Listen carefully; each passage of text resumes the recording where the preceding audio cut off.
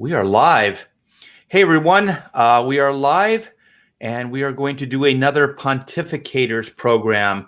So there's me, Artie Bear. We have Todd Mulrooney, and we have Todd DeWolf as our panelists. And we are going to be talking about basically connection between comic books and a lot of the comic book movies that are out. And we're just going to kind of give you the ins and outs and details on what we think is interesting and maybe some pitfalls. So before I talk anymore, I'm going to introduce Todd Mulrooney. How are you? I'm doing really good. Really good. Glad to be here. Is that your And we're sexy starting voice? people That was your to sexy flow. voice. No, that's a sexy voice. Whoa, I wish. But Okay. yeah, we're starting to get some people on here, so this should be great. We're going to talk about the connection between comics and movies, and hopefully give do a little sort of a deep dive, I guess. Yeah, we'll get into it and just give our observations. I have a few, and I know that you guys have some as well. And we also have Todd DeWolf. So we'll probably refer to Todd Mulrooney as Todd, and then we'll just call Todd DeWolf. So how are you, DeWolf? Great. And I've been around Todd for a while, and so that's why I just put my avatars, icons, anything that I have, I just go ahead and put DeWolf up there, and it just saves everyone problems. And being a prior military, that's what's on your name tag. It's just your last name. You are your title, your rank, and then your last name. So it's something that I'm very much used to, just being called DeWolf. Well, it's perfect. So you'll be like Sting or like Madonna or Cher. You'll just have the one name, so everybody will know you by the Wolf. I'm sure I'll go far with that. Thank you. You'll go as far as Cher did. Pretty catchy. You're gonna marry Sonny Bono. No, that's bad. Terrible. Poor Sonny Bono. R.I.P. R.I.P. the Bono. All right. So, hey, y'all. So we're getting people here in the chat. And we have an hour. So well, you know what? Let's just catch up a little bit because I think it's been a few weeks since we've done one of these shows. So how you been, Todd? I've been pretty good. I've been keeping myself busy, and obviously we have IndieCom TV and bunch of other things, and I was doing I was doing Inktober, but I got a little off track when my dad came home for like less than 24 hours, then went into a rehab center. So there was a little bit of that just kind of threw me off, and I just decided that I would use my time differently instead of keep doing Inktober. Well, those drawings that you were posting were pretty good. They were pretty amazing. You're inking digitally, right? Yeah, I'm not. I can do things traditionally, but my eyesight changed a little bit, and I've been able to really do things better digitally.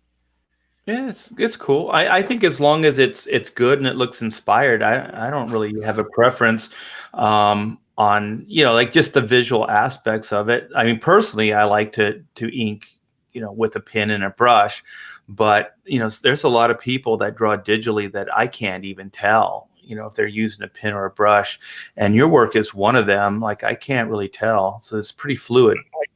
I do try for that, and there are times when I really sit down to do that, and then there were times where I don't really care about it, whether I'm just trying to get whatever it is done. But if I really put the time in, I am really trying to make it look like you can't tell. But it doesn't mean I'm sure if you went in certain places, you'd go, oh, I can tell right there, I can tell right there. But it doesn't mean I don't try, because I know that certain people have done it. Jonathan Calapian has inked some things that I couldn't tell digitally. Yeah. Yeah, definitely. And I think even Brian Boland is he's working digitally now. So what's that? Do you know that the Killing Joke was drawn on the ones that it's like a bamboo? He did that on a bamboo. You know what a bamboo is? No, like a bamboo pin, like a dip bamboo pin? No, bamboo is a little black board that you can use your mouse on. Actually, they at the time that he did it, it was a mouse, but they did eventually go to a pen version. But when I read this article, like an interview with him, he's like, "Yeah, I've gone to this method, and I'm using what he called a Wacom bamboo, is what it was called." And I Oh, was like, "Fucking kidding me?" Because this is predates being able to draw on a screen or a monitor or any of these pen type devices, right? Oh, So to see that work and go back and look at it and go, he did that on that. And I've tried, there are times when, like, I've just for ha-has tried to use my mouse to see what I could do, and I just can't.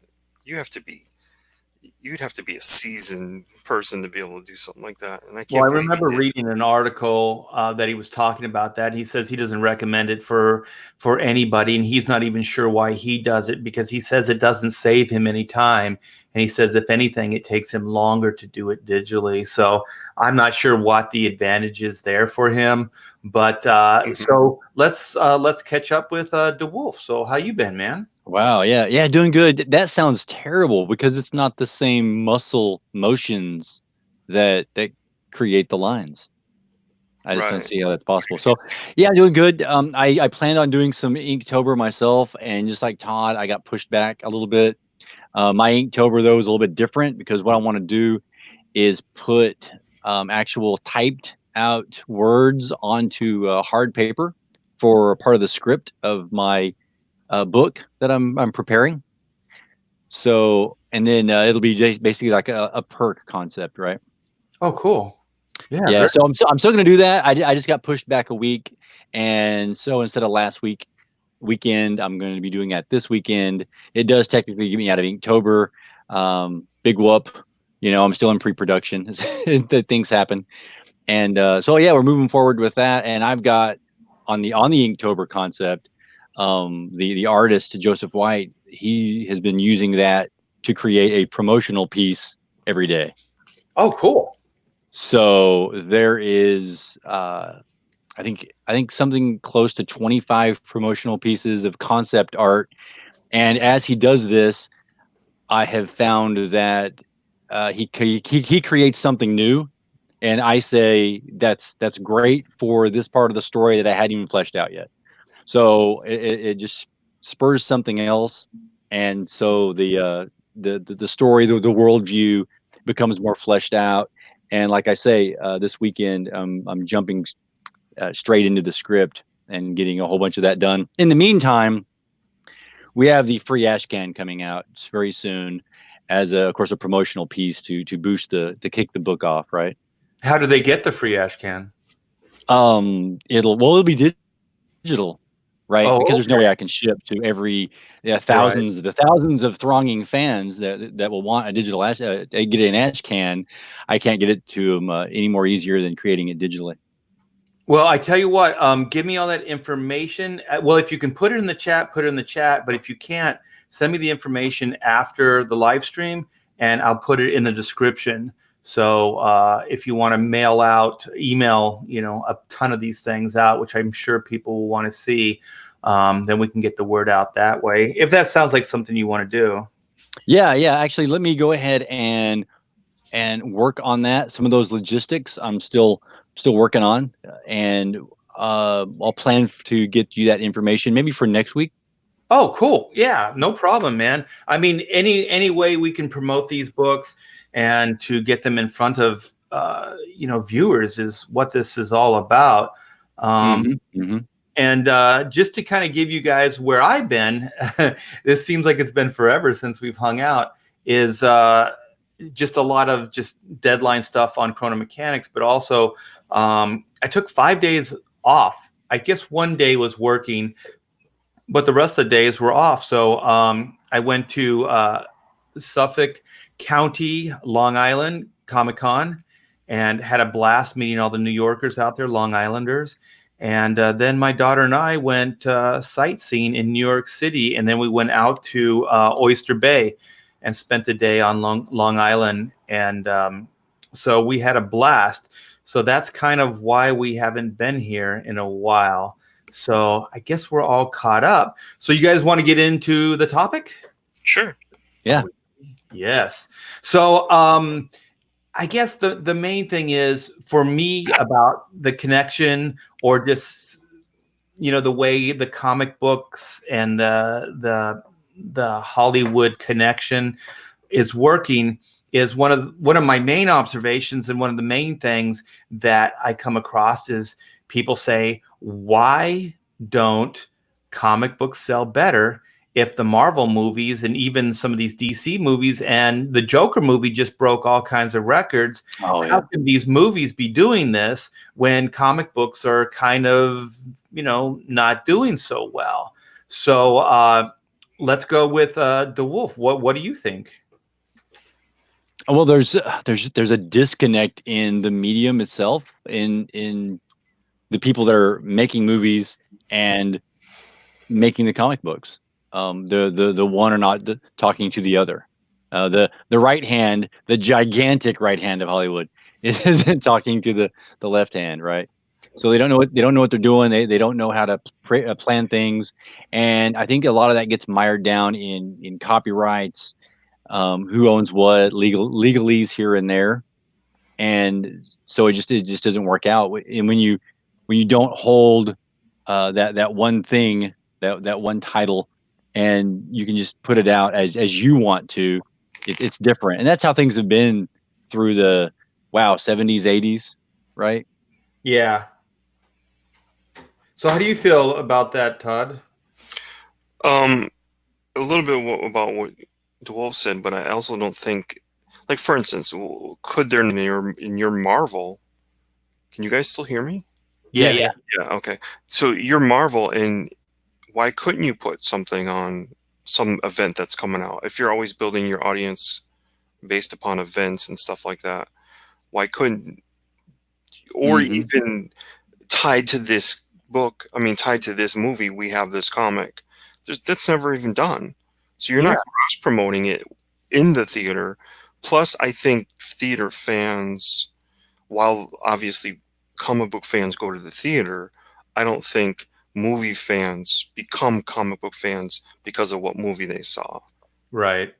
So Yeah, because like you guys are saying, there is a disconnect between the two. So possibly one of the answers would be to cross pollinate the two, where like you guys are saying, like if the movies had an advertisement for the comic books, or like DC had the Ultimate, they have their own network. They had WB, and even when they were doing the original Batman series, the animated, they could have just dropped a commercial in there for like comic books and say, if you like this, there's further adventures of Batman comics. right. Yeah. Go to the comic shop. Do you think possibly part of the problem is, what would they be advertising? Like, would they just be advertising the comic book itself? Because it's not exactly in every store. There's still the problem of, it's usually in specialty shops, comic book shops and the like. So do you think possibly the reason they don't advertise or cross-pollinate more is because where would the consumer buy these books? Well, I see what you're getting at, but each one of these or the two big companies that we're talking about, right, that are mostly have a bunch of movies out already and doing more, have digital comic services. So at minimum, wouldn't they just push that? Ooh, Oh yeah, yeah. exactly. Yeah, they Right. don't even have to worry about, brick and mortar stores. Right. They can just advertise their own product on Yeah. their own website. Yeah, I mean, that's brilliant.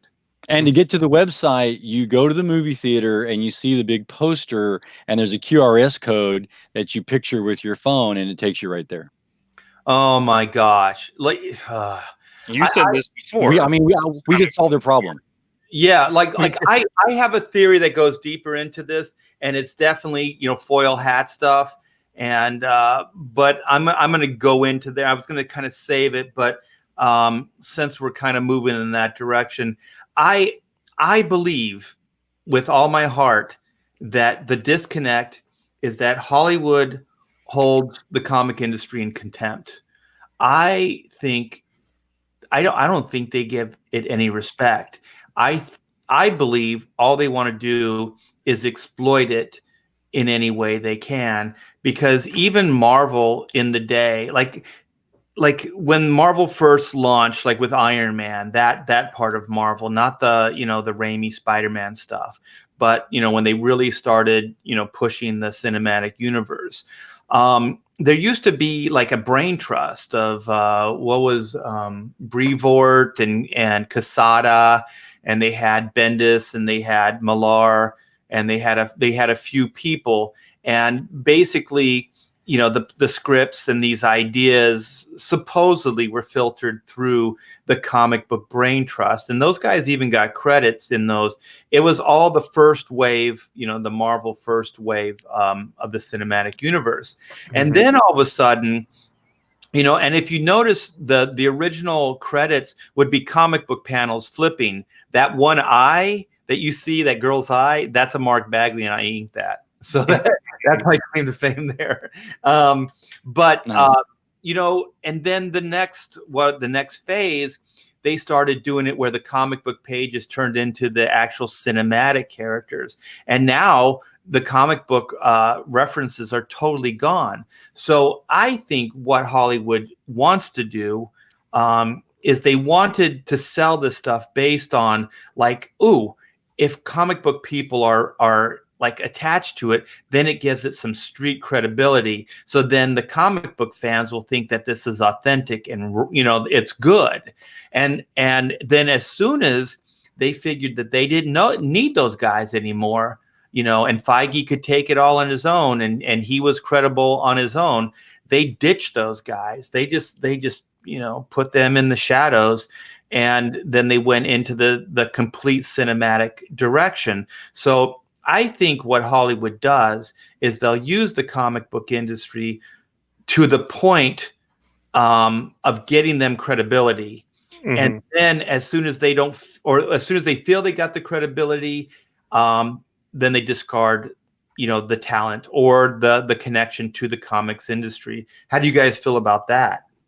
That word you used was credibility, and I find that interesting because the MCU, all the superhero movies, they have this thing where they're looked down upon by the rest of Hollywood as well. Everything about drama, everything about all these characters and plots that are in depth, that are part of the agenda of the day, they're looked down on by them, right? Superheroes and action stuff. It's just a popcorn movie.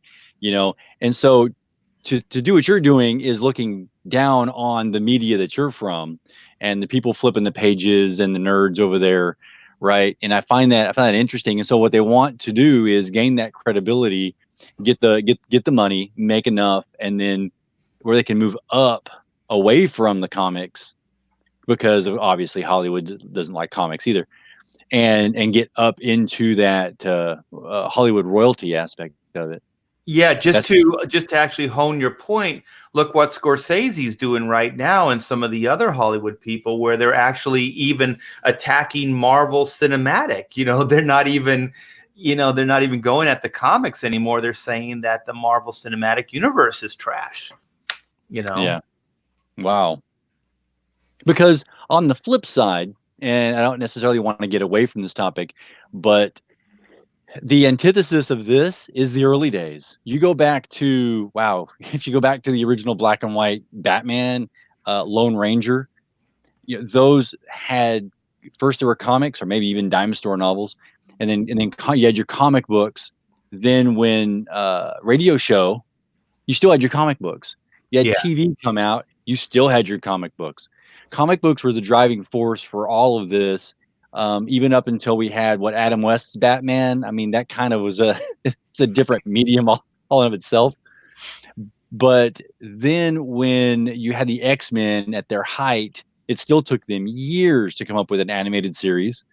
They had, of course, various failed concepts with Captain America and TV movies that didn't do very well. But the comics were still running things. And now of course, it's flipped. And now comics are waning while the Hollywood industry is coming up. But all this time, you always had these combined media, like for He-Man and G.I. Joe. You had the cartoon, which I'm equating to the movies, and then you had the toy line, and then of course comics came out as well. All of these media were coming out together with a synergy. And Yeah, now, and also, now we yeah, don't have. oh, go ahead. I'm sorry. Oh, now we don't have that. Yeah. So go ahead. Yeah. Well, I also think, you brought up some of like the old Marvel TV stuff and the DC TV, shows. But the thing is, like, I never got contempt from them as much as I got that they were on a budget and that they couldn't really make anything true to the comic happen. You know what I mean? Because of budgetary concerns. So, like, you can't exactly do a Captain America TV show every week in the way that it would actually need to be done, because that would be astronomically expensive. So TV has always, found a way to, either downscale, what the characters are and what the concepts are, or they just fail miserably. Like some of the more, I guess, things that have worked is when like WB did Smallville, or like even Lois and Clark, where they kind of pick a part of the character. You know what I mean? The less expensive part of the character, let's just say. Yeah. So it's like, well, he doesn't fly, so well then, he's still Superboy, or like whatever it is, like Lois and Clark. They did have him become Superman, but the main focus was on the soap opera aspect of the romance between these two characters. So, it didn't feel contemptuous as much as just, we have a budget and we have to work within that budget. Yeah. The new stuff kind of feels a little bit more like they are trying to, especially like the newest stuff, like a lot of the stuff that the Marvel cinematic universe has talked about. It doesn't seem like it's based on any traditional comic book stuff. And it seems like what they want to do right now is blaze their own trail. And it's going to be an interesting experiment. So how do you guys feel about, Marvel maybe the cinematic universe straying away from the comic book source material? Go ahead, Todd. Yeah, we haven't heard from you. Well, you know what? I think that's that could be a mistake. I don't catch-22 kind of thing, where I know that people in Hollywood, like you said, they have sort of contempt for comic book people because they think they can do better, right? They always, there's no one that's ever going to go, oh, I could write something better than what those guys write, because they look at, why would these guys be comic book writers? Why wouldn't they be screenwriters if they were any good? And so there's there's huge egos in Hollywood throughout the entertainment industry. So they'll never look down and go, man, the best place to get this stuff is Stan Lee, Jack Kirby. Why aren't we doing that? It just won't happen. But you'll see little threads. And if you didn't do those, like if you don't do some fan service in a movie, you'll hear about it, right? You always get that. I mean, that's what's these Star Wars movies is they didn't really serve the fans in any aspect whatsoever. So to go with, like you're saying, sort of phase 4 is going to be completely different than we've ever seen. Good luck with that. I don't know. I mean, obviously giving us a smart, hippie, earthy, crunchy Hulk did not sit well with people. If you really think you know what you're doing, then by all means show us. But when it doesn't fail, admit it and then go, you know what? Let's go back to the material. Let's go back. Let's get these guys involved.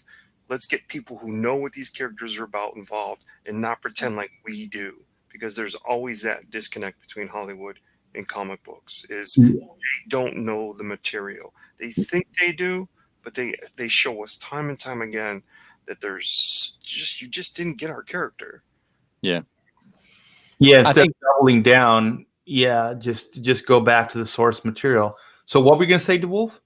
I think I'm going to use another word that you said earlier. I'm going to see how many times I can do this tonight.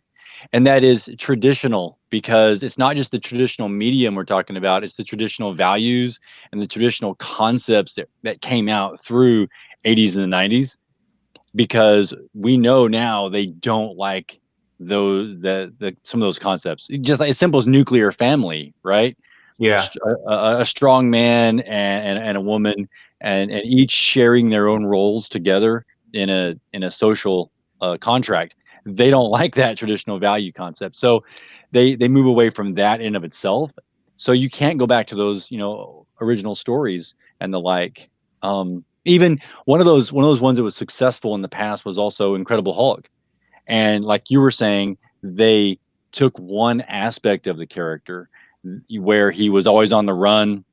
They changed it from the military chasing him down, and where instead of big explosions, it was just a newspaper guy and maybe a cop trying to, yeah, trying to chase him down. But they use that initial concept of the guy that changed into the big Hulk, and they kept to a singular idea of him, and that was always on the run, always having loss, not being able to settle down because of this beast that all men have inside, which is what Stanley was always talking about with the Hulk, and we always have two aspects of our character. And yeah, the Jekyll. But they don't do that now in Hollywood either. They're too one-sided. They're not wanting to get too deep until we see something like the Joker now, finally. Yeah. As you were saying that, DeWolf, I was like, oh my gosh, what are they going to do with the Fantastic Four? Like, are they going to go back to the Stan and Jack stuff, or are they just going to try to like completely rework these characters to a contemporary, like I guess this more of a dysfunctional type, family setup, with Oh wow. I can see it going that way. I mean, that last FF movie was atrocious. It seems like they were trying to do more of the ultimate Fantastic Four, which wasn't a bad idea, but I think the traditional Fantastic Four idea is still the best and strongest. So I that's the franchise, or that's the Marvel, cinematic book, Fantastic Four concept or whatever, that I fear for the most. Mm-hmm. Look what they did with Spider-Man. Right. I think the best concept I've read about that or seen a YouTube video on it was an idea where they're in the 70s, they're in a spaceship, they blast off to do research, they end up in space, cosmic eyes, but also thrown forward into the modern MCU. So you have the 70s show characters and sensibilities in the modern MCU. Yeah, I would like that, and I said that on this program, a year or so ago as well.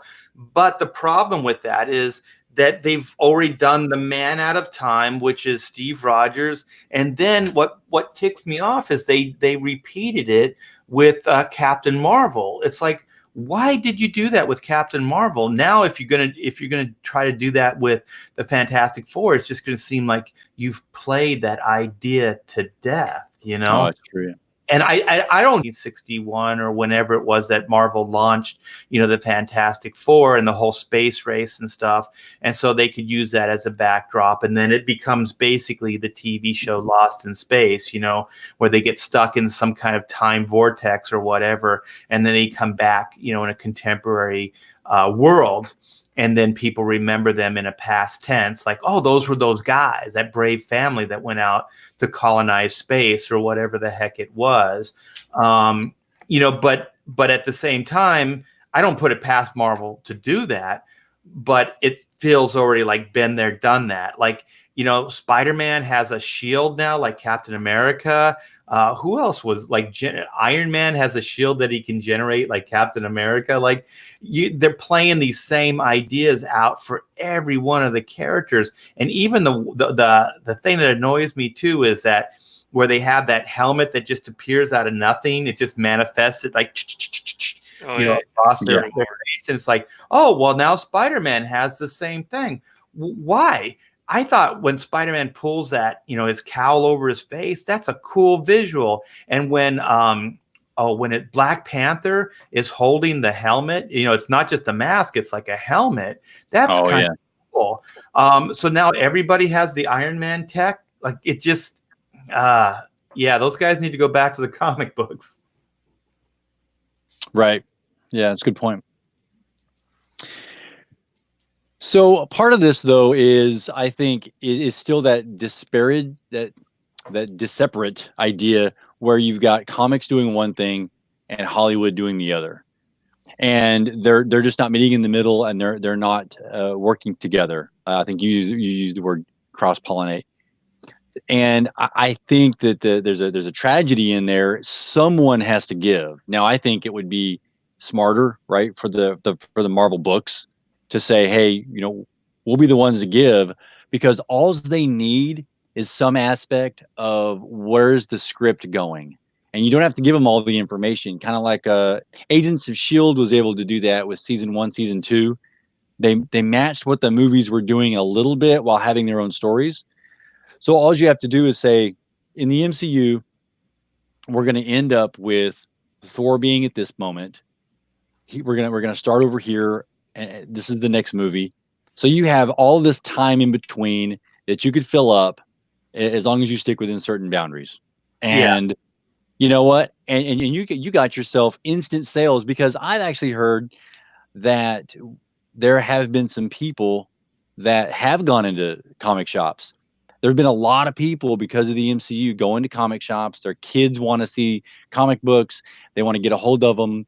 And so they go to the rack and they pull out an Iron Man or a modern Thor, and they look at it, and it's nothing like what you see in the MCU, because the MCU, of course, is built upon the old stuff. Hey, Pope Fire.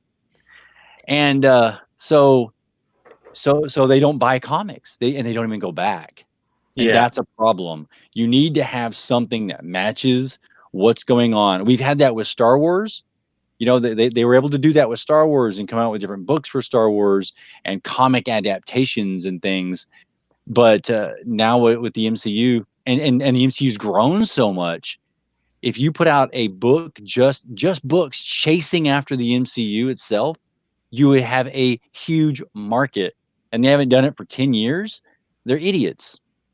Yeah, well, even when the success of the Batman TV series in '66, the comic books reflected that more goofier. So the more popular version of Batman is what the comic books became. And even when Tim Burton's Batman came out, the Batman comic books reflected the movie. So they kind of did hybrid. They did kind of connect. Oh, yeah, yeah. In a middle, but I don't see that happening as much these days. And actually, Sonic Goon brings up a good point, where it's Hollywood is only good at providing a superficial take on comic book superhero lore. Some of the stuff we love about comics will turn off most normies. So, Todd, how do you feel about turning off most normies? I mean, obviously, you got to take in consideration that you're making movies for the masses. Even though you make comic books and you're hoping that they'll appeal to the masses, but the movie industry is get to sell as many tickets as possible.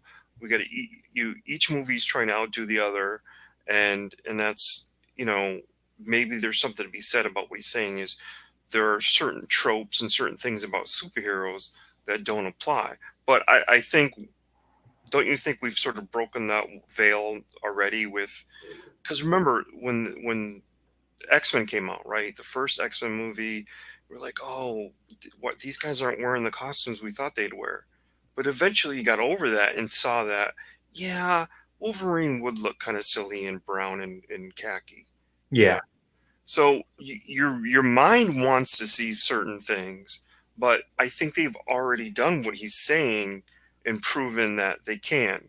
You can put these guys in leather, and basically those guys are wearing Elvis Presley's comeback suit, basically, right? So, Yeah. so you can do this and still be superheroes and still be believable. I'm not really sure which type of things would turn off normal normal moviegoers from tropes that we want to see in comics.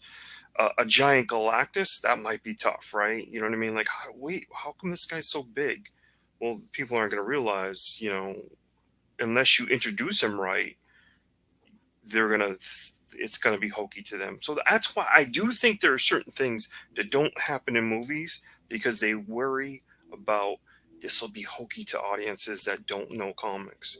I do think that's possible, right? Yeah, I think on some level you're right, but this is why I think. Oh my gosh, this is going to be a little controversial. This is why I think that you might not be 100% right. Is because, all right, you have Spider-Man, right? Mm-hmm. Okay, all these movies never veer too much from what Spider-Man looks like in the comic book, right? Right. Because that's the iconic licensed Spider-Man.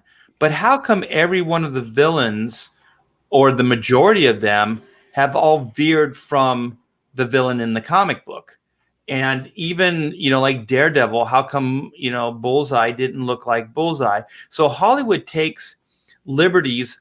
If you look mostly with the villains is where Hollywood goes, you know what? We don't have to be beholden to the comic book. We'll stray away from that. And I think that's more ego than it is actually, oh, the normies won't get it. Because if the normie's going to sign off on a guy dressed like a spider and swinging from a web, then why would you try to normalize, Electro? Or, you know what I mean? Right. Or Right. Bullseye. Yeah, Electro's, that's a good example, because that didn't look like him. It didn't come from the same origin as him.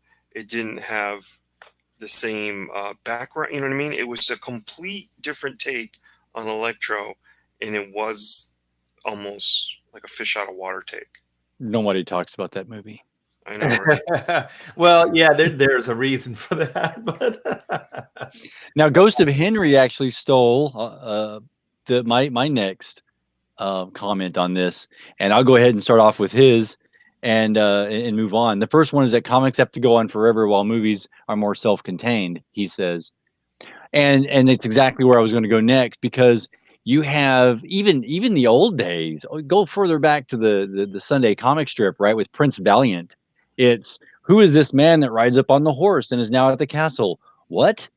It's the Duke of Essex. And then that's it. That's all you get. You get 6 panels. And so you have these tiny little pieces, but you get to make them and fill up your spot and draw your paycheck every week. And so with a comic book, it's the same thing. Now you get 20 pages, and I need to sell another 20 pages, another 20 pages. And so you keep going on. It's a soap opera. And so that story develops, and what happens is sometimes something flops and is really bad, but we don't care because it's still Spider-Man. It's still Captain America. And so what you have is this idea that they have to, sorry, a little interruption there, had to continue on, and so I don't care if it's bad today, because it's going to be good tomorrow, and then the next one's good, and it just keeps going on and on like that. Well, your expectations, I think, on a comic strip or a comic book are different than a 2-hour movie as well. Right? Yeah. Even a TV show, like there's a difference in what your expectations are. But I do think that some of the decision making is because of budget or because it's a different medium. But I guess back on what I was saying earlier, I do think some of it is contempt. I think that they, on some level, have a little bit of contempt for the source material. I've been listening to documentaries on what's his name, the Space Odyssey director, and Clockwork Orange. Somebody in the chat help me. But Eyes Wide Shut. Oh my gosh, Kubrick. Stanley Kubrick. Yeah. Where like his whole thing is that every movie he's ever made is based on a book. And they asked him, it's like, well, your take on these books is completely different than the book. And he said, and they said, well, why don't you work from movie scripts? Why don't you create original ideas? And he said, because there's no screenwriter that can come up with a better idea than somebody who's crafting it in form of a novel. He said they spent more time with it. They thought it out better. And so then he said what he does is he looks for ideas that will spark a cinematic narrative from these novels. So like he'll take what is the one? Geez, Louise, his most famous one with the blood coming out of the elevator. Oh my gosh! You watch some crazy things, Art. Well, no, it's the kid that's The Shining. Shining remake, you're talking about, or the sequel? Well, the first one. So Stanley Kubrick's version is completely different than the book, and so so he said Stephen King absolutely hated it, but what he did is he thought about it in a more cinematic way and how to tell the basis of the story, from that novel. So I guess what I'm trying to say here is I'm slightly contradicting, just to be fair, what I was saying before, because in all these documentaries, I didn't get the feeling that Stanley Kubrick was using these things in a contemptuous way. I really think what he was using them for was to create a spark in his imagination that then he could cinematically see this story, unfold on the screen. So I guess what I'm trying to do is be a little bit more fair with the way his adaptation was working. So maybe, all of Hollywood isn't looking at comic books with contempt, but I do know that if comic books were selling 1 billion copies and this industry was way more powerful, I don't think they would treat it with such disrespect. And I think DeWolf was talking about the Star Wars franchise, and that's a great example of the contempt that some of these people have for the source material. So, yeah. Well, there is a difference between cinema, because for instance, a lot of times they'll talk about how long movies are, an hour and a half or 2 hours, and I'm not sure if you've seen the Lord of the Rings, and then you've gone and watched the director's cut where they add in from 2 hour movie to a 3 or 4 hour movie.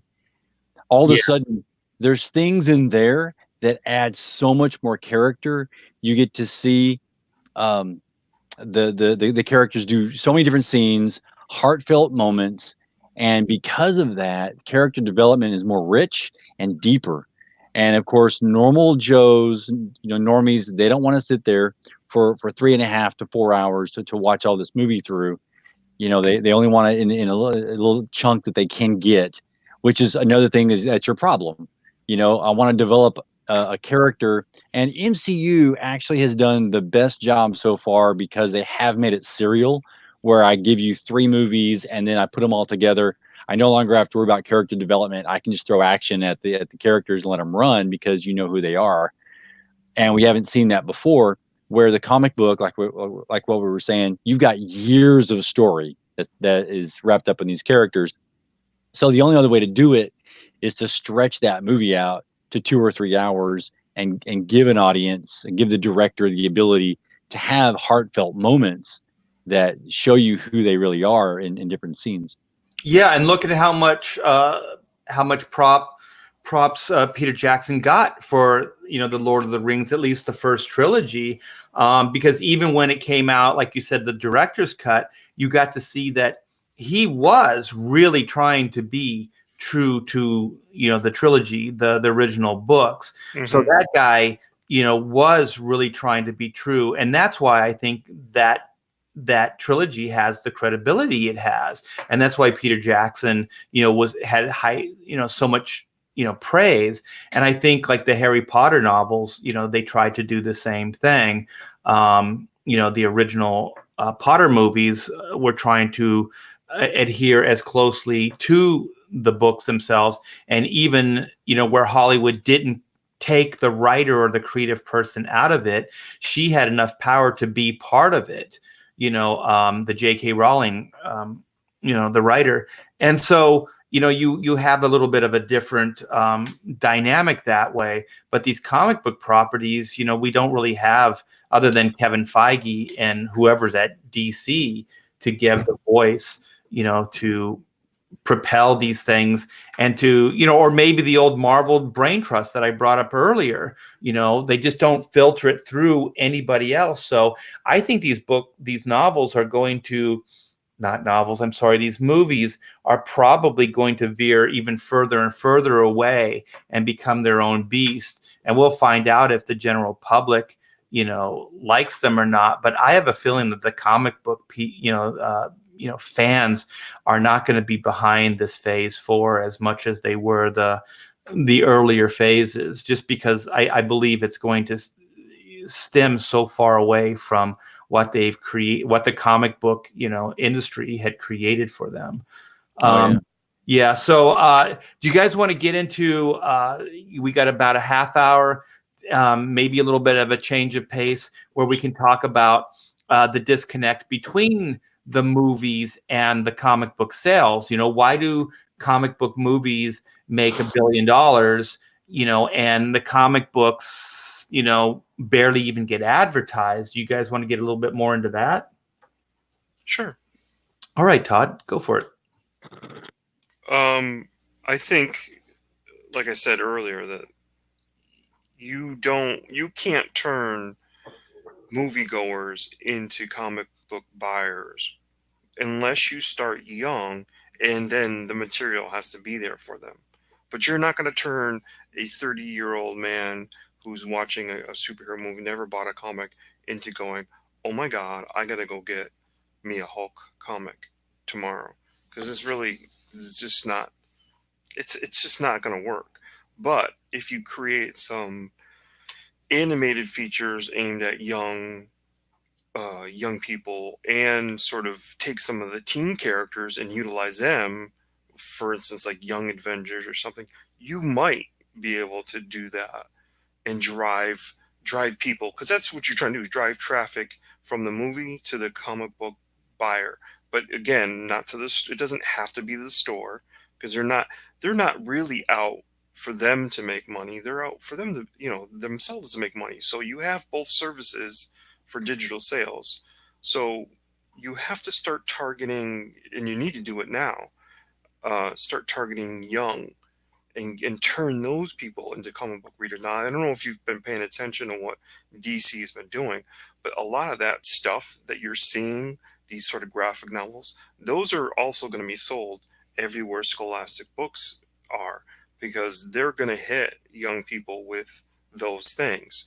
Of course, not the, I thought the Harley Breaking Glass one was probably a little bit too mature, but I've seen a few, like the Canary one, and Young Justice has a couple, and those you're going to see when you go to your son or daughter's book fair at the school, in the Scholastic Books companies there. You're going to see those graphic novels on the table, and that's very smart, because you're trying to turn young readers into your characters. So you'd have to do it, like I said, you're not going to turn a 30 or 40-year-old man into a comic book reader just because of a movie. So don't try to hit the young people. I agree. I think that the youth is a better way. And I said it before, but, an adult really isn't going to go, oh, Batman, that's cool. They're definitely, like, even just the names like Spider-Man or Superman, those are things that are going to appeal to a younger kid. And not to be sexist, but probably a younger boy, more so than even a girl, because it's kind of that fantasy. And when you're younger, you could suspend the disbelief and go, oh yeah, there could be a Spider-Man or there could be a Superman. But like you said, Todd, how do you convert, a late 20s, early 30s, older guy into, like, suspend the disbelief that there could be a Batman or a Superman? There's a lot of, like, understanding of the way the world works, and that it just isn't going to seem as tangible or as real. But, since movies are more culturally relevant, I guess, and digestible. Yeah, and that movies can be more of an event, So a lot of these Marvel movies become events. Then you can get the 30 something, out to watch those. Or like you were saying too, Todd, if it is like a younger person's movie, then you get the parent to take the kid to the movie. And then, I think it was DeWolf, I'm not sure who brought up the whole app thing and where you could download the comics and stuff like that. I mean, this seems like, that if you were really seriously interested in expanding the comic book market, this is a way that you could do it. And it wouldn't really cost them that much money to do these things. If you just have like a small, I mean, hell, at the credits of these comic book movies, there's like 15 minutes of credits, and then they credit everybody all the way down to Georgia with the Georgia Peach, for letting them film their movie there. Why couldn't there be like a small little advertisement for this app and say, if you want, download this app, and we'll give you 10 free comics, right, or something like that. Yeah, the first one's free. Here's the code at the end of the movie. Here's a code.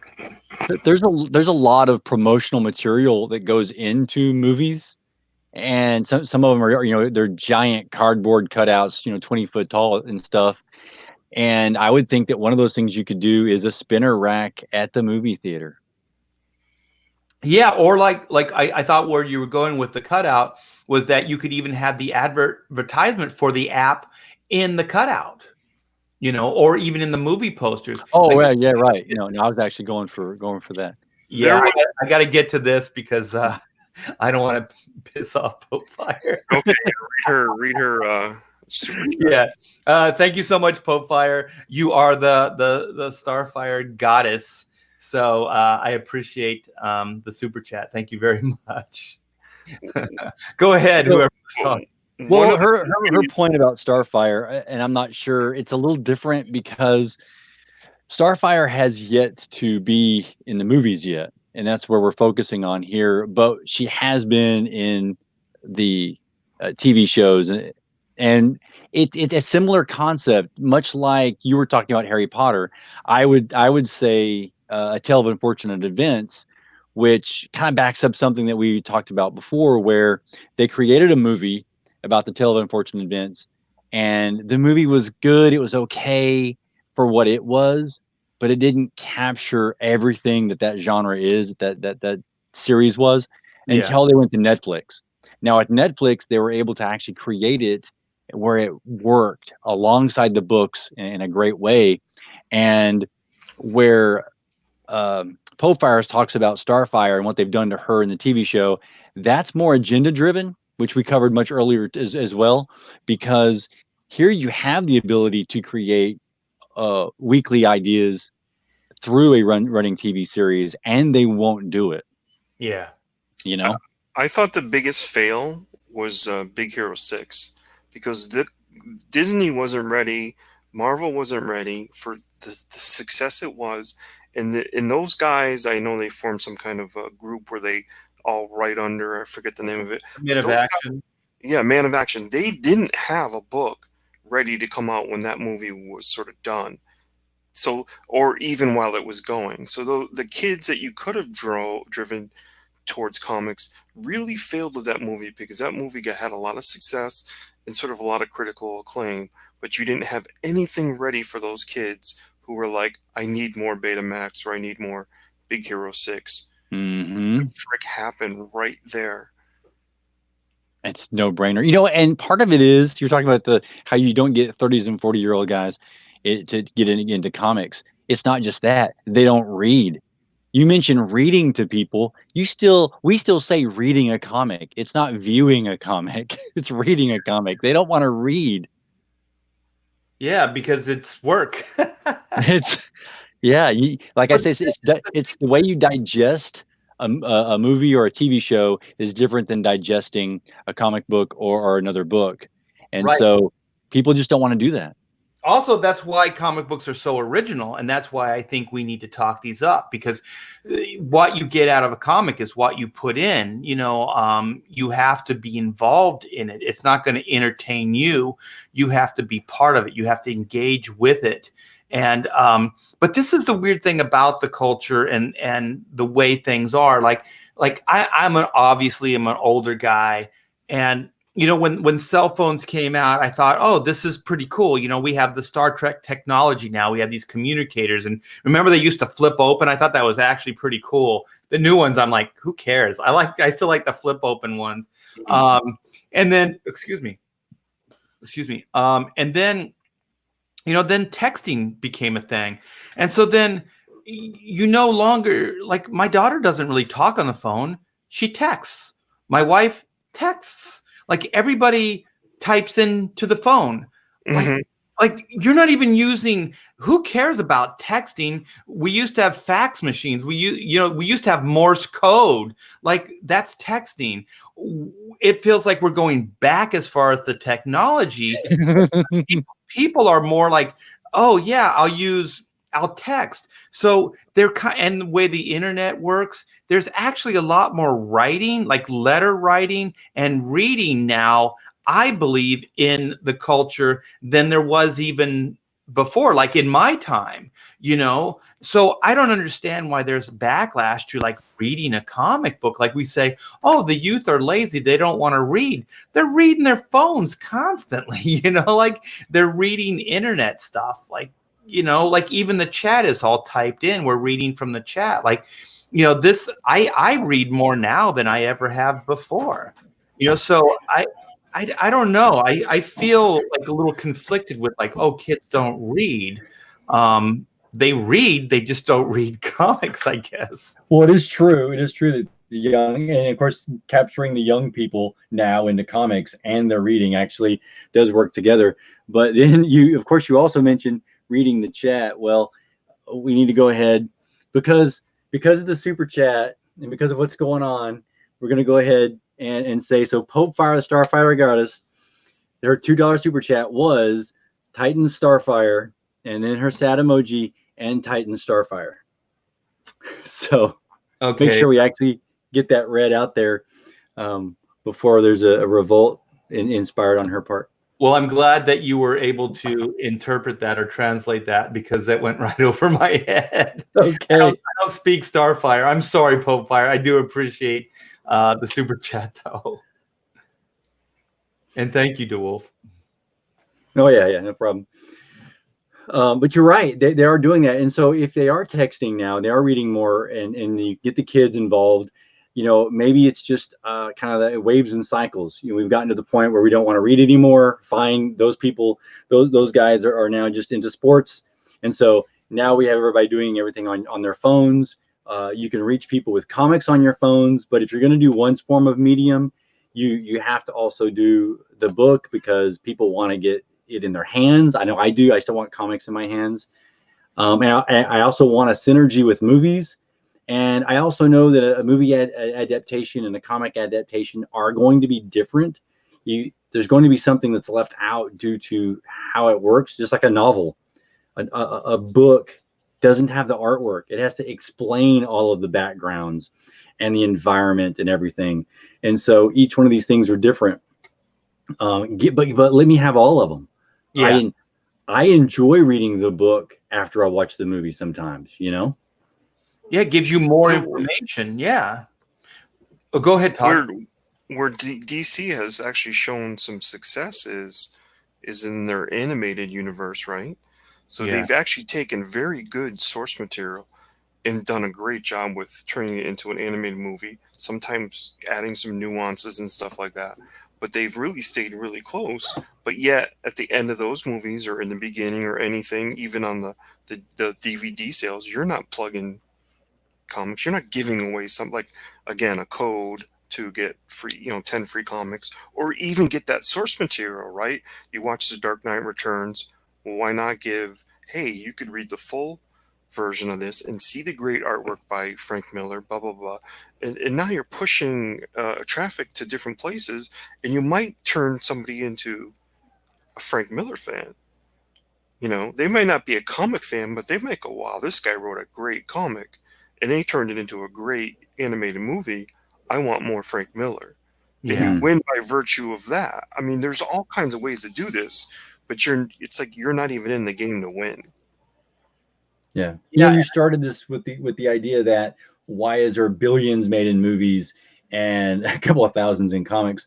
One of those is just how the masses are able to take it in, and the masses, of course, aren't interested in deep stories. You know, they want easy to get, a fun time, and then they're gone. But there are people that do want to get deeper into that story. They do want to kind of let their intellect, marinate over a subject or a character. And I think that's where you have the ability to do that. If we made that available more and let people even know about it, so that you introduce them with the movie, and then you get people really going. And for instance, I think that's what Game of Thrones did. There's a lot of people now reading Game of Thrones because they watched Game of Thrones. Yeah.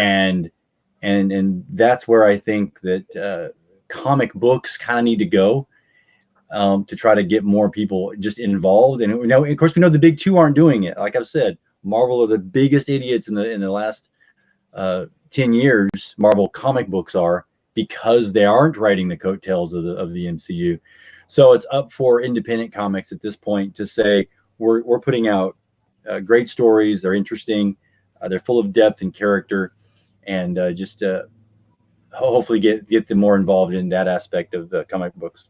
Yeah, and I think that's where I really do feel that there is contempt with Hollywood, or at least with, like, Disney owns Marvel, and Warner Brothers owns DC Comics. So why is there a budget for a film, and why isn't there a budget for a comic book?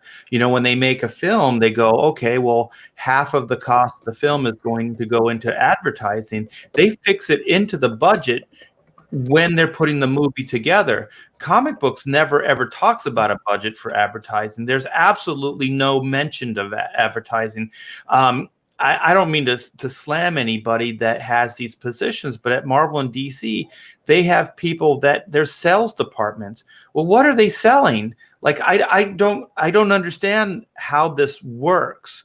Like, you and all of us right now are selling a product. We're selling ourselves, and then we all have books as well. So we're trying to entertain people, trying to show that, we're cool, we're fun, we're interesting. So then we all have properties that we're trying to get going as well. So right now we're using these platforms as kind of advertising for our books.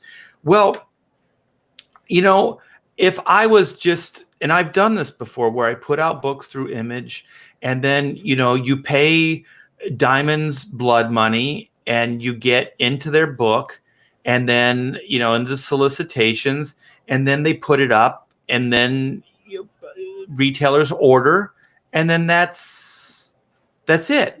Well, what are these sales department doing? You know what I mean? Like, I do that. Yeah. I put an ad in Diamond. I've done that. I don't get, $100K a year, or more. I think a lot of those guys even make more with medical. Like, I don't know how that works. Like, how do you get that position? What are they selling? All they're doing is just going, hey, Diamond, we got a new book. Here's a solicitation. Like, you know what I mean? Like, who are they? It just doesn't make any sense. And so I do believe that one of the reasons comic books are in this position as well is just that, everybody's focused on creating the comic book, but nobody's interested in marketing the comic book, selling the comic book. Marvel and DC, they're just going to pawn it off on the retailer and let the retailer take the hit. So when Marvel and DC say, oh, we sold 30,000 of this, did you? Or did you just sell 30,000 of that to retailers? Did they sell through on those books? Do you even care? You know what I mean? Like this is a really weird way to do business, and I believe that that's what's coming back to bite us in the butt. And I do like that the Wolf that you brought up, that the independent spirit and what we're doing, because it's completely different. Because we are marketing. Like DeWolf, your book isn't even out, and you're already talking about it. You're marketing. And I know, You know what they have? Oh, go ahead. Here's the problem, because they have a job that they've gotten into. The characters are already there. They've gotten the job. They don't have the passion, and that's what's different. Yeah, because personally, your project you're involved with, that project is you. Todd the same way, and me the same way. Like Chrono Mechanics is me. It's a part of me. So, I have to do well. I have to sell myself so I can sell the property and I can get the book into people's hands. You're right. Those people are incredibly detached from it. And whether Batman sells good or not, it doesn't affect their bottom line. They're still their salary. They're still going to make their money. I think if you made them more freelance, like we have to be, like when I work for Marvel and DC, like I have to do X amount of work based on a page rate, not an hourly. Those guys get hourly, they get hour salaries.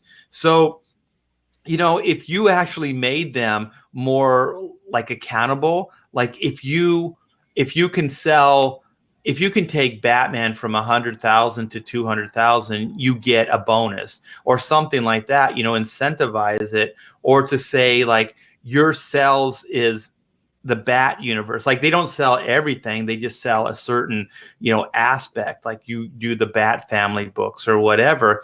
Then they can be directly accountable for sales. And then they can also compete against other salesmen that might be, competing against them, like Superman.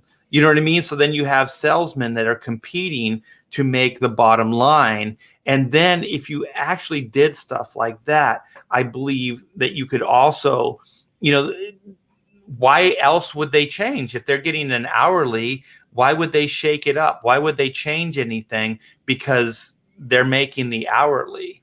But it doesn't help the industry at all. It doesn't help get the word out. These guys aren't expanding the market in any way. They're just selling directly to the retailers, which they've done for 15, 20 years now, since we went, probably longer now, that we did away with the newsstand. So, yeah, it's pretty weird. Yeah. And, one thing I don't see is the type of advertising that you used to get in a comic book. Imagine what those dollars used to equate to and what they equate to now, because you used to have huge, come on, for years, every comic had Chef Boyardee in it. Every single Or Hostess. Right. So those things are kind of missing. So it makes me wonder, like, are these companies, I mean, I know for the fact they're being kept afloat by their licensing, right? Yeah. Because if all of a sudden that went away, you know what I mean, then you're looking at a dire straits thing.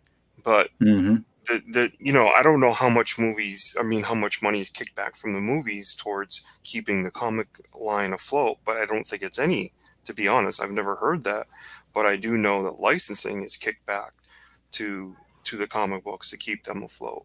Well, financially, this is how I think the metric works for DC and Marvel, is that, and I've known this for years, that Warner Brothers always looked at DC Comics as a write-off. So if they actually are at a loss, if they produce at a loss, then Time Warner gets to write that off 100%. And then, like you were saying, Todd, they're just interested in the licensing aspects of those IPs. So Superman sells more Underoos than they do, comic books. So they don't want to shake things up, and have the comic books sell more, because then their financial metric changes. So then all of a sudden, if DC Comics started showing a profit and started making some serious money, they can't use it as a write-off anymore. So a write-off is the same as money earned. So if they can write DC off as a loss, then they have an IP machine, and then they just license it. So I believe almost everything in American culture, specifically, I can't speak for the rest of the world, if you just connect all the dots back, it usually goes back to the dollar. So for some reason, if things don't make sense to you, I guarantee you that somewhere somebody is making a buck off of it, even if it seems like, oh, it's the housing market that's collapsed in California or whatever. I guarantee you somebody's making money off that, and that collapse was probably orchestrated by somebody.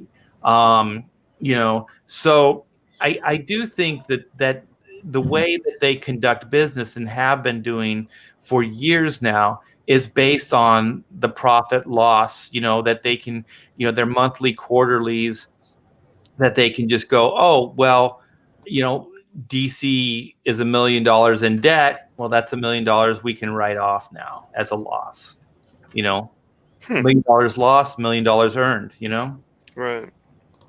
For them, there's no real, just like what we're talking about with the salespeople, there's no real reason for them to change if the system's working for them. It doesn't work for us. We look at the bottom line and go, comics is stagnating. They're not getting into the hands of new people. But based on tracing the dollar back, I think then you have your answer. Your answer is it's happening exactly the way they want it to happen. You know what I mean? Like, this is by design. Mm-hmm. Yeah, because if they really wanted to change it, why couldn't they? They have all the resources in the world. Wow, really? Huh? Yes. If you had Chris Evans go in and he ran commercials and say Captain America is the best character ever, and he's in Captain America outfit, and he picks up a comic and says Marvel Comics rock, Captain America comes out monthly, go to your local comic book shop and buy Captain America, you don't think things would change? I do. Right? Now that you put it like that. Yes. Right. Oh my goodness, yes. So I've been saying for years now. Exactly. All you have to do is use the promotion that's there. Right. Absolutely, Art.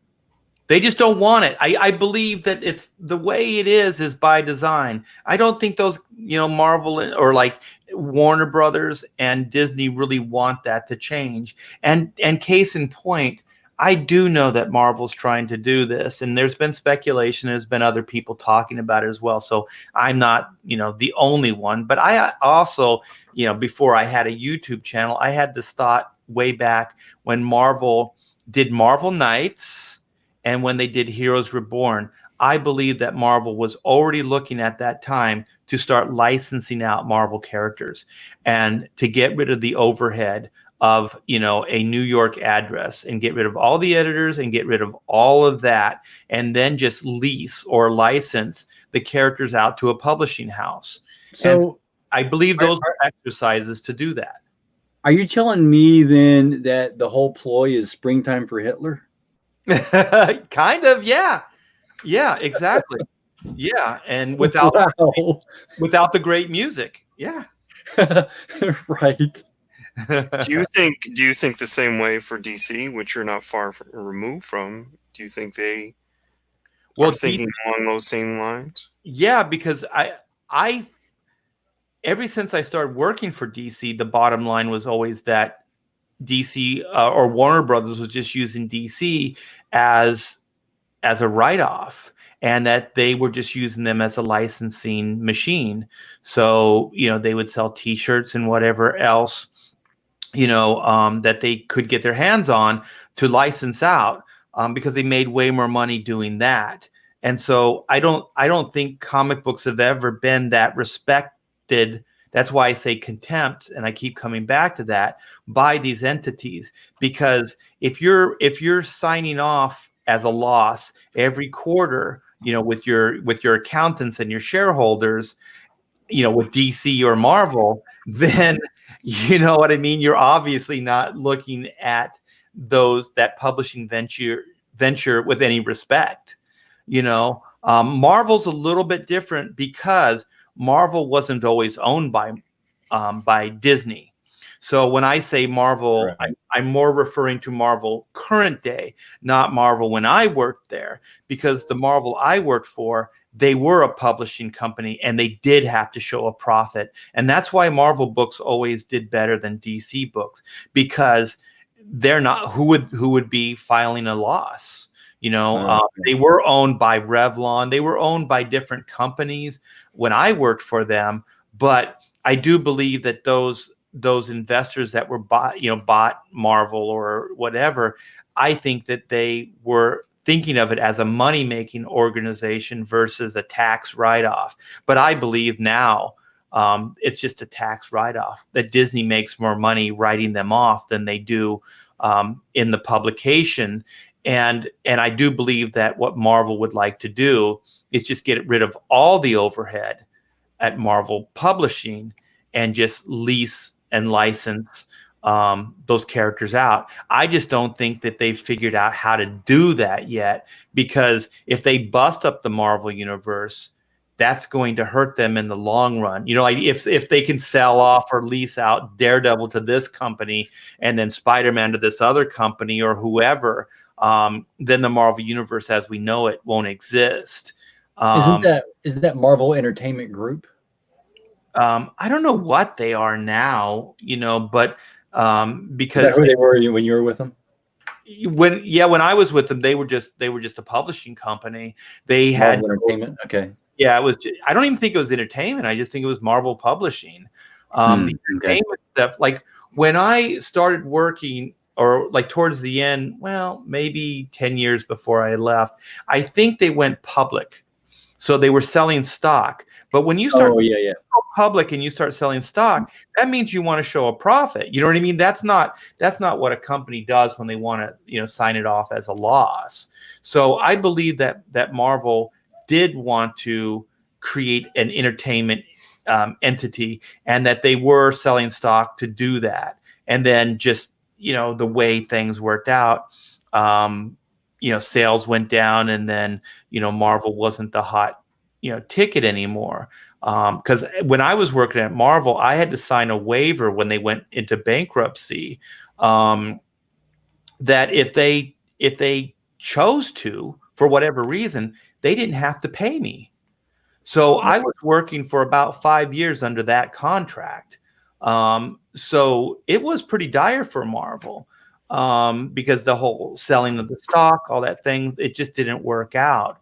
And then Marvel, being the hungry company that it was, rebounded, you know, with the publishing, with the Ultimates and some of the other things that we were doing, and then kind of found their footing again as a publishing company, and then were able to establish a new foundation, and then get investors into this, you know, into their to have faith in them again, and then to go into not a publishing, but a movie venture with Paramount, you know, and then the Marvel universe was, you know, the Marvel Cinematic Universe came out of that.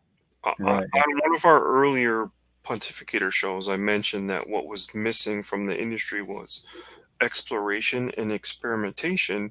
But one thing that I've been proven lately is that if you look at Black Label, it seems like DC is going, okay, you want to pitch us something, even if it doesn't work, it's not part of canon, or it's not part of what's going on in continuity. Just say it could be part of canon, it doesn't matter, but it's not where we are currently in continuity. Go ahead, try it. And all those books, I'll tell you, the numbers on those books are very, very good. So you know what? Hopefully, and this is kind of what I've heard at Marvel, is they have something that on the board called Marvel Knights 2, and that's where they're headed, to go back to experimentation and stuff like that, and allow creators to come together and say, hey, we really want to take this character and go this way with them. And the company goes, okay, go ahead, you're going to do it under this label. Well, I agree, and more power to them. I hope, because if one person does well, we all do well. You know what I mean? So I don't hope doom and gloom on anybody or any publishing venture. So I don't want to ever make it seem like, you know, that's where I'm coming from. But having said that, if Marvel and DC wanted to change things, I think just as far as making comics interesting, what they need to do is they need to change the ratio of the ownership aspects.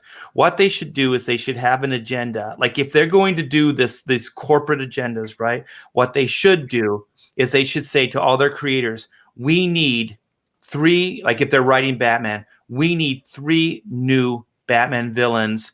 We'll give you X amount of months to do them. Pitch those to us. And what we'll do is we'll do a profit sharing with you where you're co-own these characters with us. Because if you do that, you're going to bring out the best in these creators because I have a stake in this, not the crappy stake that they have now. I'm talking about a real percentage, because then you're going to bring out creativity in these people, because I guarantee you like Chrono Mechanics could never be done at Image, or not Image, but at DC Comics. Black and White could never be done, because the thing is, it doesn't fit into that category. And also, I would never give those guys those IPs because they're worth way more than what they could pay me. So if you want to see creativity change, you do it that way. And also, I'm sick of them changing the heroes. There's nothing wrong with Superman. I've said it before. There's absolutely nothing wrong with Superman. He is the example. So if he doesn't fit in and he's not cynical and he's not all those things, who cares? He's the example. So the world's cynical, the people around him are cynical, but he is not. So then he can inspire those people to be less of that. That's what they did cinematically with Captain America. Scarlet Witch, or Scarlett Johansson's character, Black Widow, wanted to be a better person. She wanted to be an Avenger, not a spy anymore, not an agent for S.H.I.E.L.D. She wanted to be a better person because he inspired her to be that. And I think, don't change the characters innately, because that's what they want to do. Oh, we're going to reinvent the heroes. We're going to make this guy, an African-American guy or whatever. Don't do that.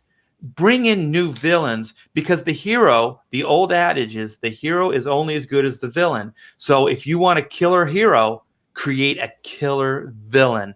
Why do you think Spider-Man's so cool? Rogues Gallery. Why is Batman so cool? Rogues Gallery. Why is Flash even a blip on the screen?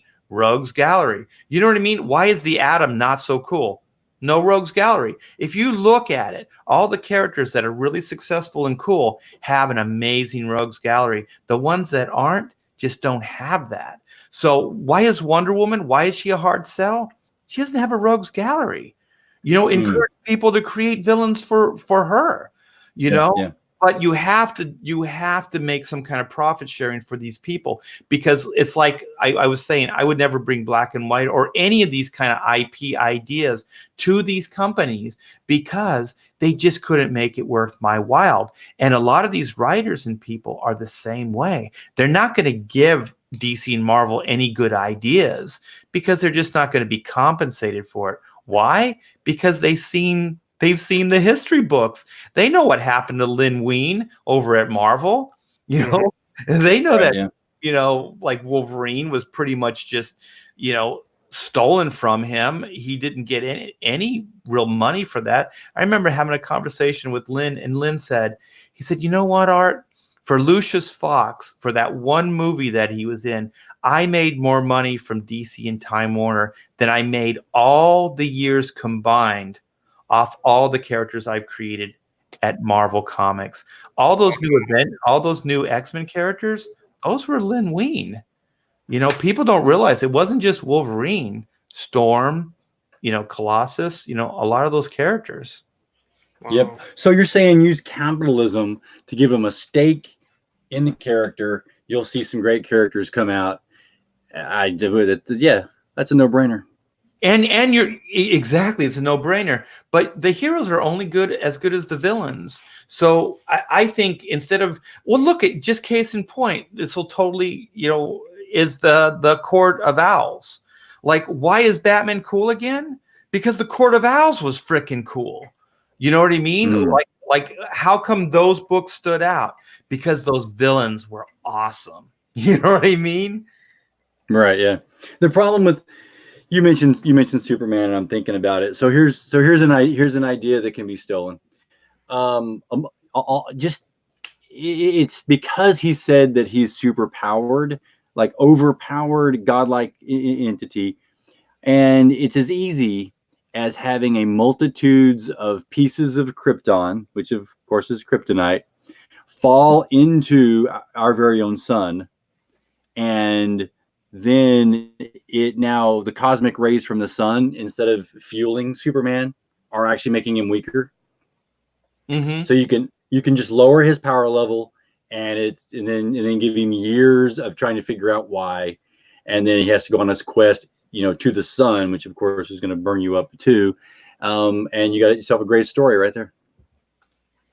Yeah. I think these are good ideas. They should hire you. Okay, wait. We'll get some controversy here. Okay, so Durakin, he was earlier on in one of my streams, and he was giving me a bunch of crap. So, okay, is it possible for us to get Durakin in and we can debate him, unless you guys agree with his assessment here? So don't feel bad like you're stepping on my toes, but hey, Todd, Yeah. is the Court of Owls cool? Uh-oh. I don't think it reached its potential that it could have been wicked, like Hydra kind of cool. I don't think it reached you that. think the inception of the idea itself was kind of cool? Oh yeah, absolutely. A secret organization? If you watch Pennyworth, there is a lot of that in Pennyworth. They're not calling it the Court of Owls. They got one group is called the No Names, and the other one is, I forget the name of it, where the real bad guys are, and the Queen and stuff like that. But there is a lot of that in Pennyworth. You really got to check that out. But I don't think the Court of Owls reached like, oh my God, this is an evil organization that we're going to have to fear for a long time. It never had that feel to me. You know what happened is to me the reason it didn't hit its potential, and I do agree with you, but I stand by that. It's a great idea, and the designs I thought were awesome, and just the idea of a secret society being in, like, founders of Gotham, that was in the DNA of the city. So inherently it was always kind of corrupted. It was always bad. I like all those ideas. Oh, I think yeah. where DC went bad or wrong is when they went back on the New 52 idea of doing one and dones. So I think what they did is, instead of keeping it in the hands of those two creators, which was what's the writer? Oh my gosh, I'm blanking. And Greg Capullo. Tom King? No, it was Snyder. Scott Snyder, yeah. Snyder, yeah. And they kind of took it away from those guys and then made these big crossovers, and they just watered the idea down to the point of it just losing any kind of intensity or focus. It's almost like they started off really strong but didn't have an idea how to end it or how to get it going. But I think that it's the best example I have of a modern villain, like within the last maybe 5 or 6 years, of something that was cool and innovative. So, DeWolf, how do you feel about that? And then I'm going to put Durakin in his place. I agree with you on that idea of, you have an organization like this, it becomes bigger than one character, and that becomes bigger than Batman. It's not something you can just take down easily, and you also have to go at it from a mental aspect. And I've always liked the Detective Comics Batman, where he has to figure something out. And if you got a secret organization that he's got to figure out, and he can't just bring it down with his fists this time around, then that is a more interesting character for him to have to go up against. And that then could also, be a flop if it's not developed correctly and given what the time it needs to, and the work it needs to put into that, which I think apparently that's what you guys have been saying. Yeah, and thank you so much for helping me put Durakin in his place. I agree, but I also think that this is a concept that, like a couple years later, that writers can pick back up. And I think that this group is a worthy villain because, like you said, the Wolf, it's not an easy solve. It's not something he can just beat up and put, in jail. This permeates every square inch of that city. You know what I mean? Like, how do you fight that? How do you battle that? And I think that in itself is a pretty cool idea. Maybe the execution, because I this is where I will somewhat agree with Durakin, is that it just kind of didn't play out to its fullest potential. I believe it's because DC mandated it and turned it into an event versus just, the small intimate story between, Bruce, Batman, and, the Court of Owls themselves.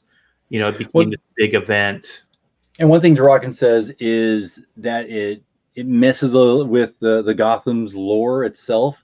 Oh, yeah. If you're a good enough writer, as long as you leave everything intact beforehand, then you just make a nod to things that have happened in Gotham, and you say that was part of the Owl's intentions. Even if things went bad, so to speak, for their agenda, that is also part of their agenda, so that something else can happen. And if you work that in that direction, and then the fact that they're a secret society, which means that, well, we never heard of them before. Well, of course not. They're a secret society. Yeah. Right. So you can keep doing that and do it correctly, if you have the right people working on it. Yeah, I think it has potential, and I do agree with this, on some level. So I think we're kind of in agreement. And I'm just having fun with you, Durakin. I don't mean any of this stuff. I mean, you're definitely, I appreciate you throwing, some.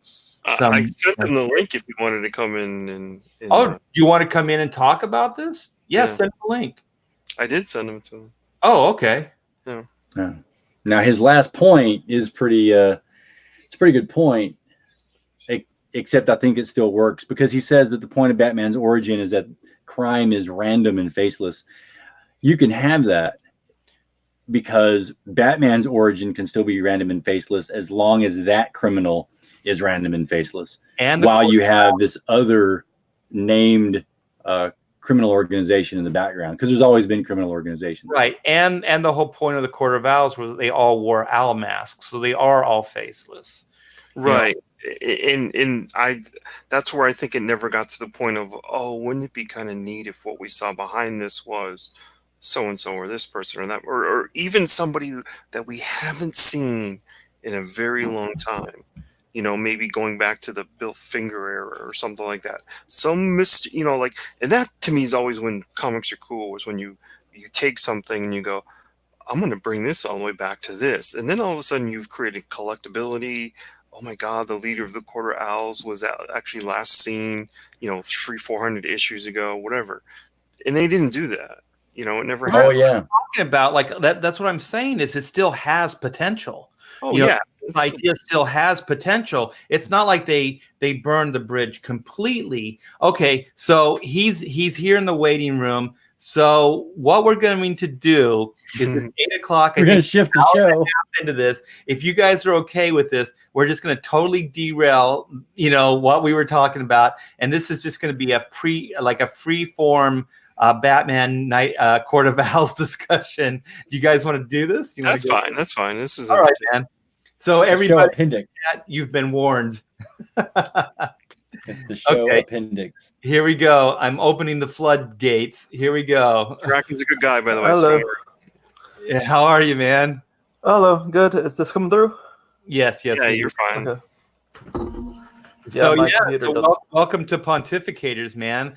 So I think this is going to be fun.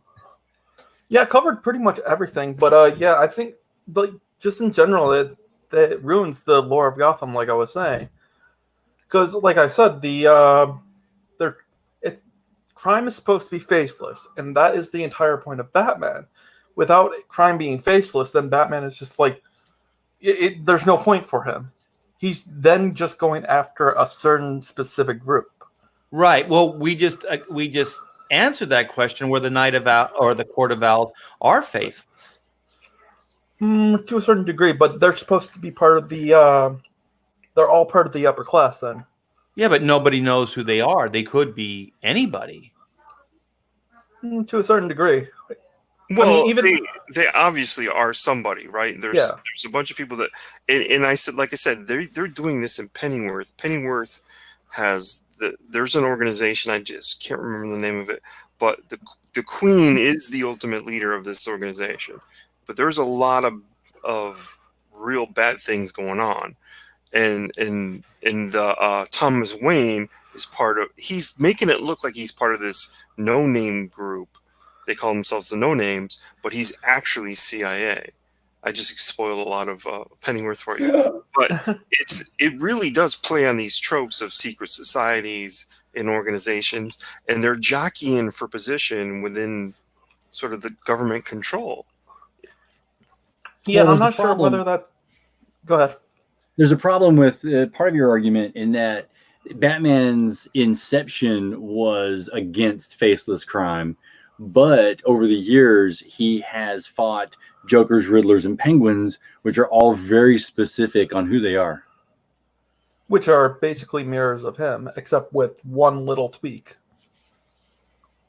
That's all Batman's How are they villains are. mirrors? How are they mirrors to him? Well, if you take Two-Face, for example, Two-Face is pretty much what Bruce Wayne would have grown into, except he's now a DA, and he's gone insane with his justice kick.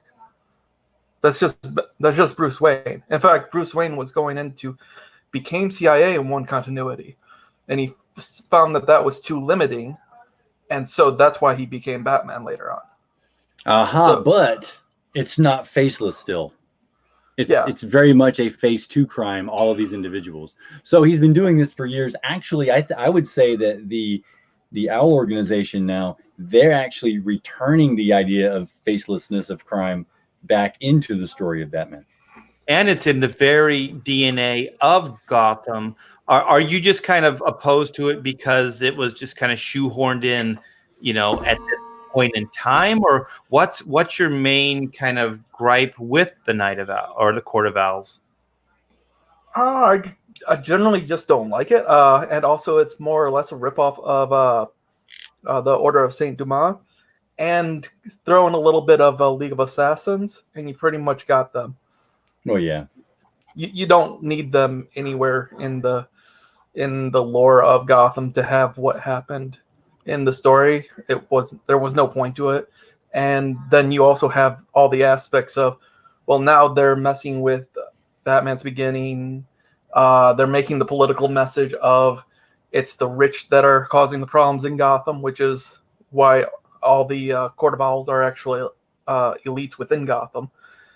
He has the problem with Dick Grayson is supposed to be a character that, he sort of found his way to Batman, and Batman trained him up to be this great guy. But now it's a twist of fate that because he was supposed to be a Court of Owl assassin or something like that. Yeah, I agree. I thought that was horrible, but that was also, like I was saying, with the new 52 spinoffs, where they were trying to expand the lore to all of the Batman family books, which I do think was an incredible mistake. And I don't like, this is where I agree with you too. I don't like the idea of always saying that rich people, are horrible and that they're the cause of everything bad. Because I just came back from New York City, and the Metropolitan, Museum was put together and funded by rich people, and that museum is incredibly amazing. And it's not all, it's not like money is evil, and that people that have money are evil. So I don't like that message either. So there are some missteps with the Court of Owls. I just used it as an example of like a modern villain that was created, within the last 5-6 years that was pretty cool. Whether they're redundant characters or redundant villains or not, that's a different debate, because to me, a lot of the Batman rogues villains are redundant anyways. They're all insane. They all have some crazy quirk. Whoa, they're not insane. One's a penguin, one's a Two-Face. You know what I mean? Like they're all kind of cut out of the same mold. Just like you said, Court of Owls and what is the League of Assassins and all those other things. Yeah, and I don't think that it's a horrible idea so much as it just wasn't used well, and they could have integrated it perfectly well into into the lore of it, it's just they just didn't have to go, oh well, we created Robin and we created Batman and we created this and we created that. It's like, just bring them into the city, and then you can have them like challenging each other like in the background without connecting the two lores. Well, I That agree. would have been better. I wish I didn't, because then this could get more interesting. But I agree. I think that those were bad ideas. As soon as they went across, to the Batman family and had to try to expand that idea and bring the rest of the Batman family characters in, I thought it was a misstep. That Robin thing was absolutely horrible. Yeah. And I think I just don't like Snyder's writing all that much, so that might have also biased me against it. Because he doesn't know how to really write Batman. He gets all the characters wrong. Yeah.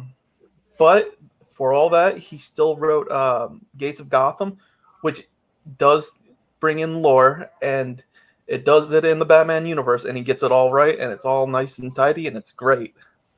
Yeah, that was a good miniseries.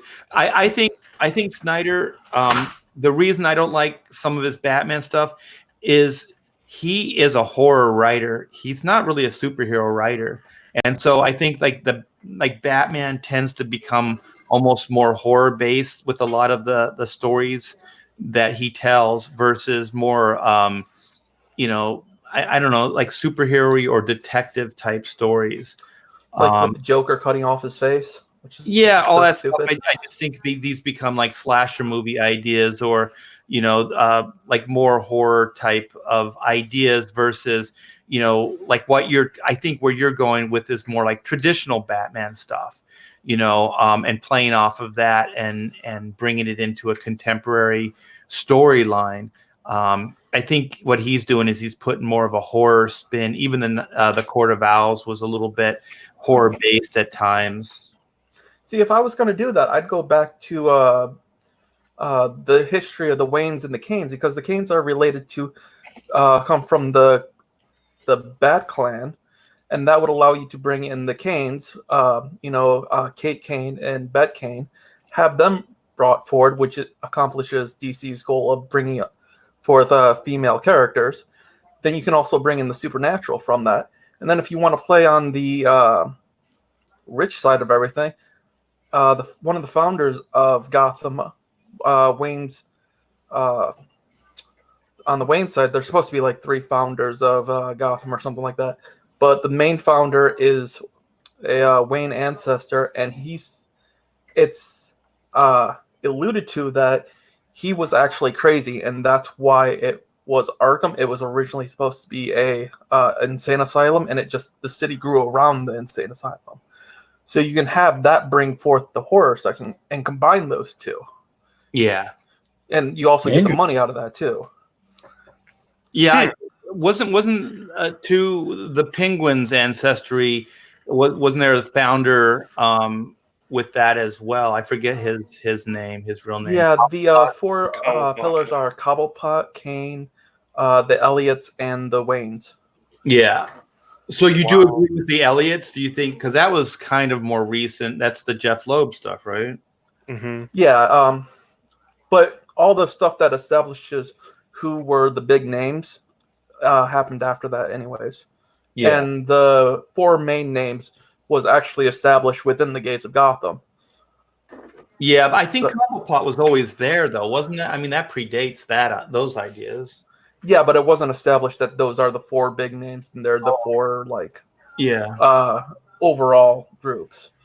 I think we lost people in the chat. I think you guys need to watch Pennyworth, because the Canes are in Pennyworth.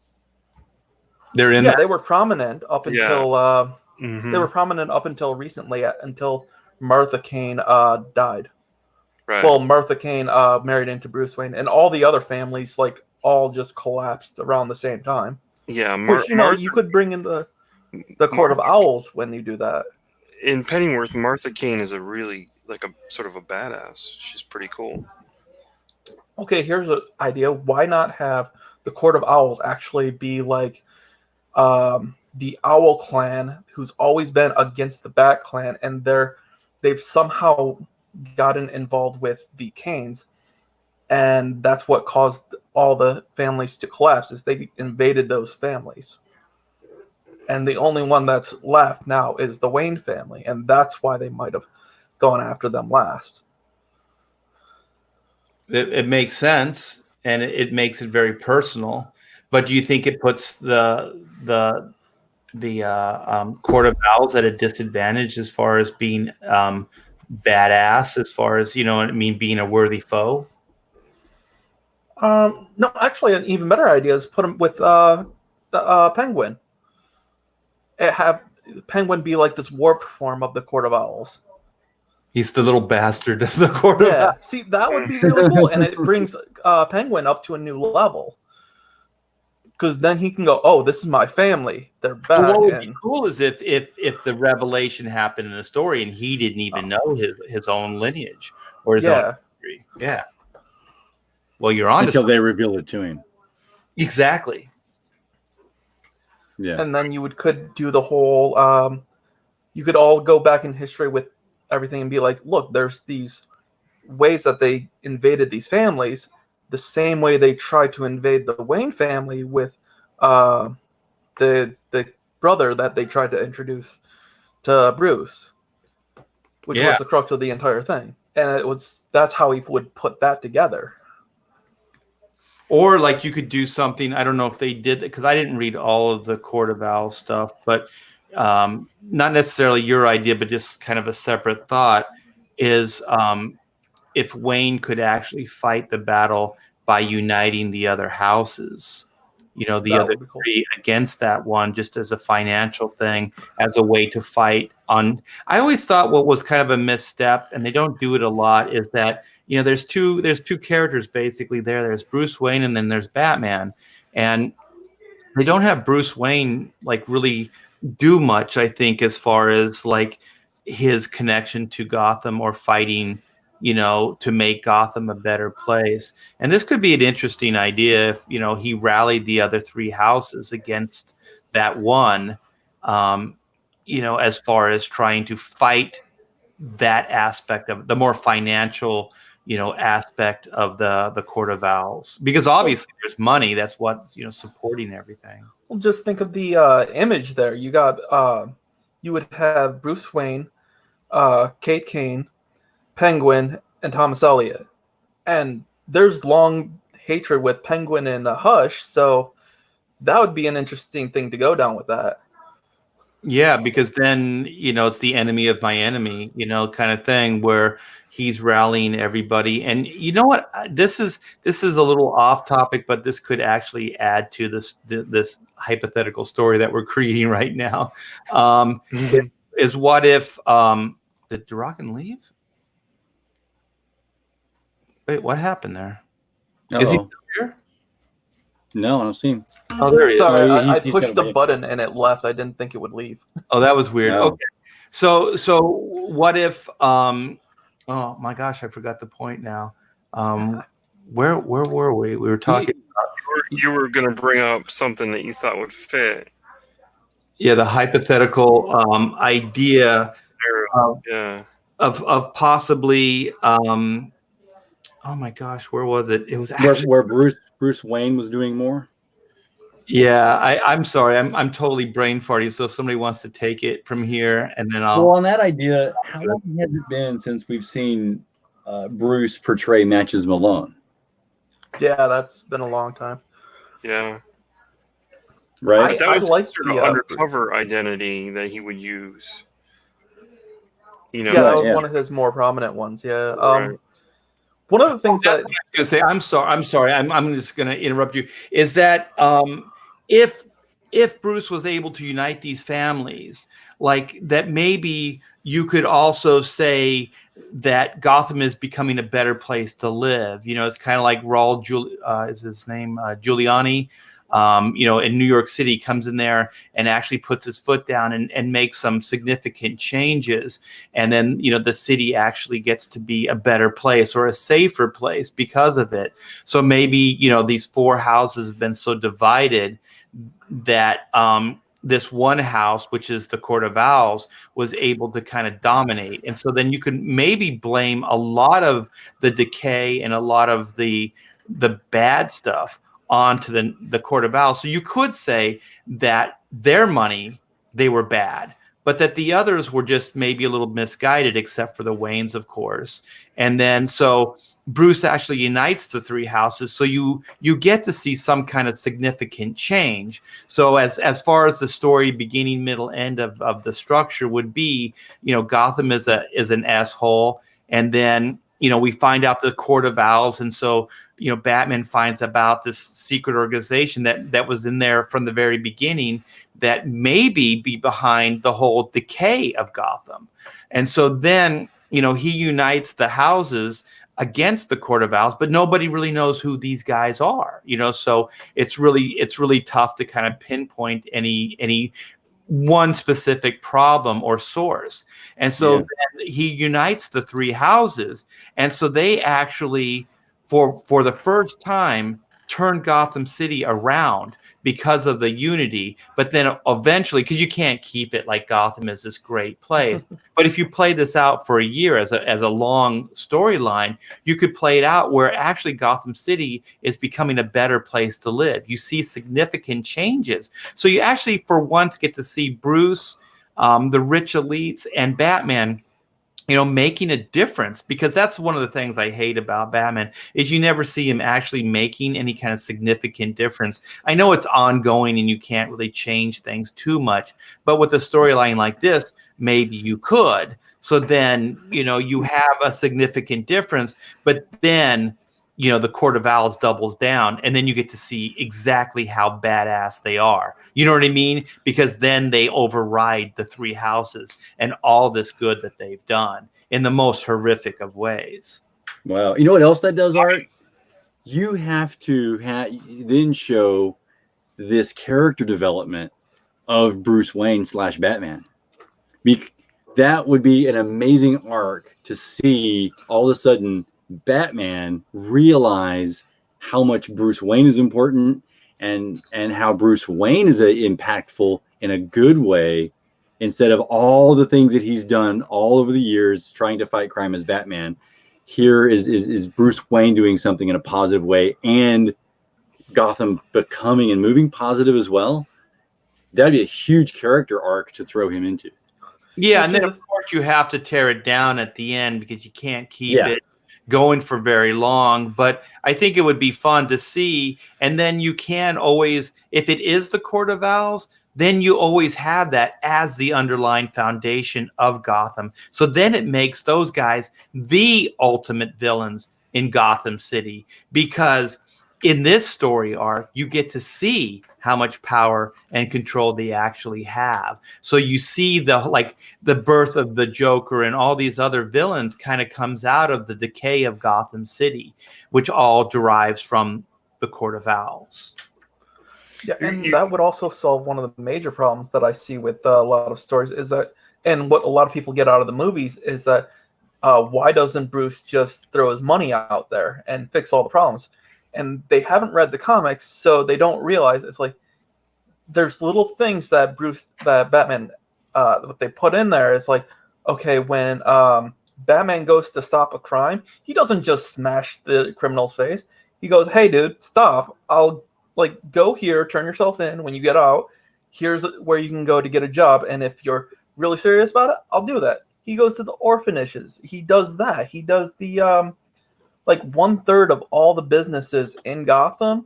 He owns a little part of it, and he also gives loans out. He literally puts out as much money as humanly possible in Gotham that it's to the point where nothing more. He can't do anything more. Actually, it's not that he doesn't do it. It's he already does all that. You just don't see it.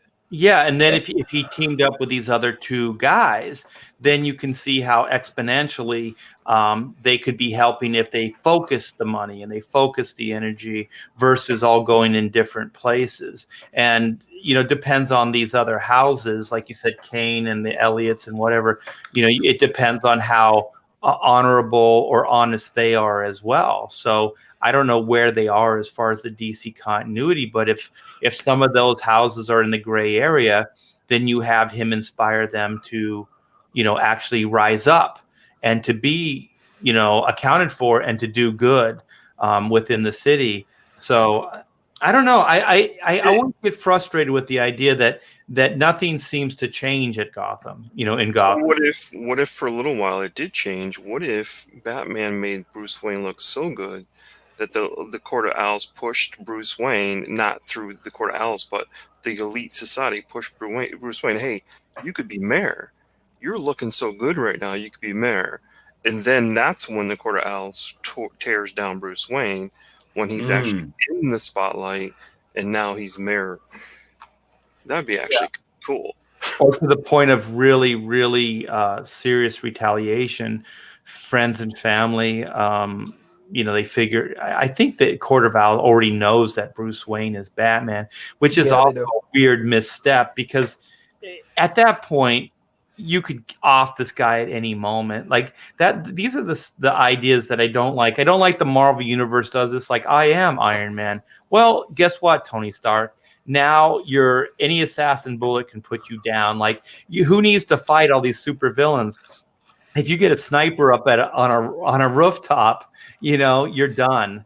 So the believability of that becomes horrible. So I do believe that these secret identities have to stay secret, and getting them out as easy as comics have done recently, I think is a bad move. Because then I think as far as believability with these storylines, it becomes harder and harder to believe. Like, why would the Court of Owls, if they knew Batman was Bruce Wayne, why would Bruce Wayne even exist at that point? Yeah, it also gives some balance to the whole political aspect, where you get, instead of just going money bad and poor bad, you get, no, there's poor people that are really good and they can work to cheap stuff. And then you also got rich people who are really good for, the society, where there's also bad rich people. And you have these two sides interacting. And sometimes one side wins out a little bit too much and it screws up everything else. And sometimes the other side wins out and it fixes those things. Yeah, it was always kind of the idea of like Superman and Lex Luthor. The reason Metropolis is flourishing, when I worked on the books, this is what we would talk about, is that, when they made, John Byrne made Lex Luthor a businessman, it was actually pretty genius, because then you have two sides of Metropolis. You have Lex Luthor, and then you have Superman. So Lex Luthor is a businessman, but he wants the world of tomorrow. He has a vision of the future, but he's also egomaniacal. He's also can get, go off the rails. So you have Superman there always to push him back and to try to bring out the best in Lex Luthor. You know what I mean? So Lex does the right thing, even if it's just by, the threat of Superman, pushing him physically back. But then who gets to benefit from that is the citizens of Metropolis. You know what I mean? So I always thought that was kind of a cool idea. And that's also why Metropolis isn't Gotham City, and that's also why Lex Luthor isn't, one of these, rich, villains in the Batman universe.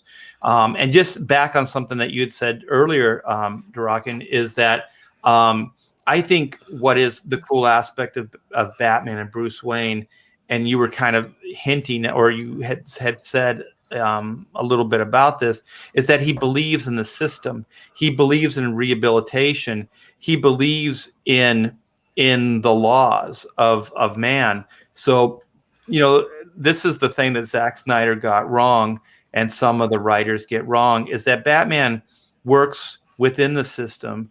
The reason Gordon is so pivotal and an important part of the Batman mythology is that Batman works with the law. He is a vigilante, but the reason that can be argued. What's that? It can be argued that he's a vigilante. Yeah, but by the laws of vigilantism, it doesn't. You could say that because he owns so much of the thing, he's not really breaking into anything, and he's. That's true. Yeah, that's pretty funny though. But you know what I mean? Like he works with Gotham PD. And the reason why I think Gotham PD and that Gordon can kind of turn the other cheek and not make Batman out to be public enemy number one, and bring in the military and hunt that guy down, is because he is beneficial. There is an ends justifying the means, and that Gordon walks that fine line where he lets Batman do his thing up to a point. And I think the comics cover this stuff way better than any other medium. There's at least one story where Tim Drake in Robin, he goes and he has a police officer like hold a gun at him or something like that, and Tim Drake just grabs the gun away and it's like, "What's your problem?" Yeah, and he takes the gun and he just like books it with it, and then Batman looks at him and is like, "What are you doing?" It's like, that you shouldn't have that gun. Why did you take the gun away from the cop? Like, go hand the gun back. Say you're sorry. And yeah, because that's how he can defend himself. He defends himself with that gun. Yeah. Well, it's the question that why does Batman not use guns? And there's all these stupid theories about, well, Batman's afraid of guns, or he's traumatized, or he doesn't like because of his parents. It's like, no. They have specifically answered this in the comics. It's that Batman. It's not that Batman doesn't use guns or doesn't kill or anything like that. It is the fact that that ability has been placed in the hands of police officers entrusted by the populace. It is who they've trusted to make those decisions. He has not been. And that's why he doesn't do that, because that's not his role. That's not what he has, that no one has said, yeah, you can do this. Yeah. And Batman doesn't have a license to kill. So I always thought, like, one of the reasons he doesn't carry a sidearm, or he shouldn't be fatal when he fights people, and he really even shouldn't bust them up too badly, is because, if he was judge and jury, if he was actually committing these acts, then he is somewhat above the law. And then he becomes the Punisher. He becomes almost like he becomes a gray hero or a villain. And so he has to believe in the law, and he has to work within the confines of the law, and he has to respect, the Gotham PD, even if they're kind of, a little bit off. Because if he doesn't believe in the system, then he's compromised. Then he doesn't look like a good guy. He doesn't look like a hopeful guy, because he does believe in the system. He does believe that the system, although it may be flawed, but it needs to be supported. How do you guys? Yeah, go ahead. He's slightly lying to himself, because he wouldn't be a vigilante if he completely believed in the system, but he lies to himself and he says he believes in the system. Oh yeah, of course. I mean, but he works within the system. He doesn't work against it. I'm talking about my idealized Batman, not necessarily the ones that people have written before. But I always thought that if Batman started killing, or if he started putting people in the hospital and started really being like this type of person, I don't think Gotham PD would be cool with it, and I don't think the people of Gotham City would be cool with it. I do believe he would be public enemy number one, and he would be hunted down and put down. And it wouldn't just be by Gotham PD. There would be actual soldiers, and there would be, government involved in bringing this guy down. So the way I look at it is, the reason Gotham City looks the other way, and Gordon and Gotham PD, is because they see that he is doing good, and that a little bit of sin is okay. You know what I mean? Like his methods aren't 100% what they would want, but the results speak for themselves. You know what I mean? But if he started killing and doing those things, who could get behind that? That's not even in the system anymore. And you're right, because it's not whether or not he has a license to carry, with using guns. It's whether or not he has that license to kill, and it's a nobility factor, a noble factor that he's doing, and that speaks volumes when you look at everything else. And you can't. And as far as the guns go, though, with that, you can't pull the punch on a gun. Once you pull the trigger, that bullet goes out there, and it's going to do all the damage that it's going to do, and you can lead to inadvertent killing, which Batman wouldn't do. So he always pulls his punches and then just captures them, the way they are. Yeah, and that was one of the big issues with again with Night Saga, why Batman came back from taking it over from Azrael. It's like you cross a line. The dude was a murderer, but you don't have that right to let him die. You still should be trying your hardest to save that person, because you don't have that right. And again, it's made the issue clear with whatchamacallit. In Hush, Gordon is sitting there watching Batman pummel the Joker, and it goes through his head all these moments of like what has happened in his life, and like Barbara getting shot and all like that. And without that connection of Batman knowing what Gordon has gone through and like what Joker has done, he would have gone off the edge right there. Yeah. But at that moment, Gordon's like, if you do this, you will have messed everything up that you have been working for, and I will hunt you down. Yep. And it's lost in the animated movie, but that's a great moment that fortunately doesn't translate to the cinema. Right. And that's where the Dark Knight actually has so much impact. It's not the dark portion, because you almost expect that. You expect him to take that vigilante concept down that dark path and do everything he has to do to beat that villain, if that means beating them to the edge of their life. It's the night portion that is important in the Dark Knight, because the night portion gives you that aspect, or he's not going to go over the line, that there's a system of honor and chivalry that he goes by, and that's what stops him from actually killing the villain. Yes, well put. Yeah. And that's also something that the Robins don't have. Well, most of the Robins. Tim Drake has it, but and that's why he's the proper candidate for the next Batman, but should never be Batman. But Dick Grayson murdered Joker, and Bruce covered him up by bringing Joker back to life. He had the out. He could have been done with Joker completely, but he was willing to take on that burden because it was the right thing to do. And also because he didn't want to see Dick Grayson go and burn in that hell that he had created for himself. Okay, wait. So how do you feel about Dick Grayson killing the Joker? Are you okay with that? Yeah, it's Somebody had to do it. well, it's his character. He's always been that guy. Like, you don't realize it until you've seen like all the stuff that he's been pushed to.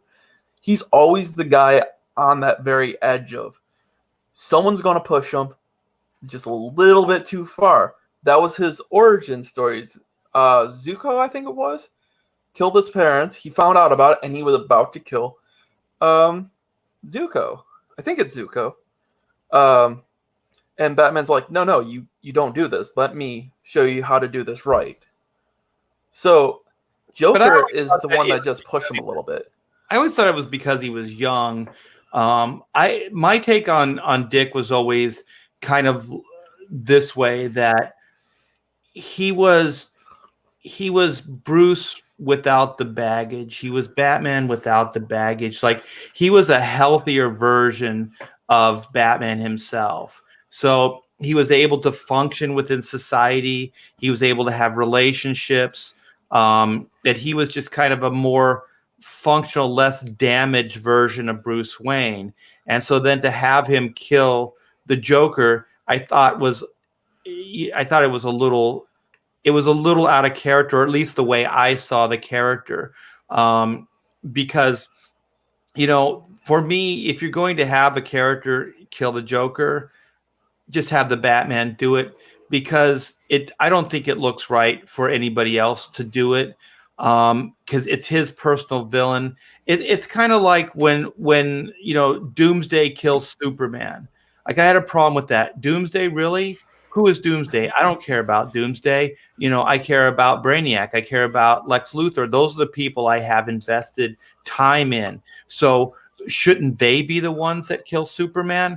It just doesn't feel right that some character out of the blue does it. So I think if you're going to play Batman up, that he should end the Joker. I did kind of like the way they did it in way Frank Miller did it with the Joker in Dark Knight Returns, even though Batman didn't kill the Joker, but the Joker made it look like he did, or tried to make it look like he did.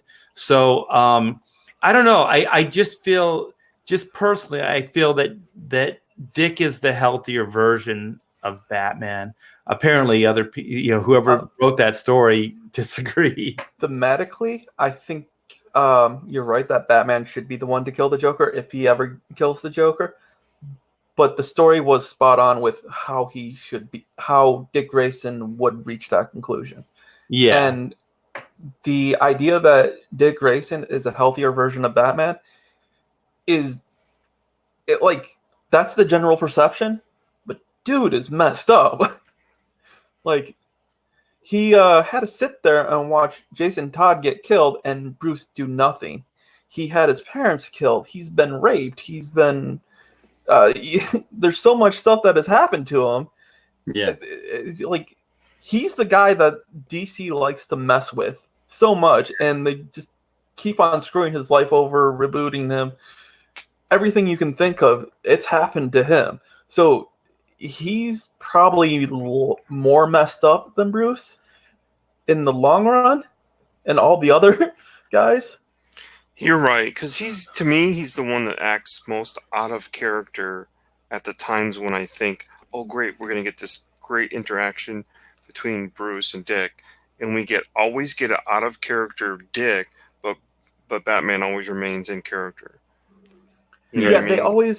they always what I've seen, like, when I read the stuff, is like you would have a run of Dick Grayson where his character would be built up and he goes through some evolution, and then there was some mandate from editorial or someone wanted to write Dick Grayson into a Batman thing, and he would go into the Batman story and they would just reboot him.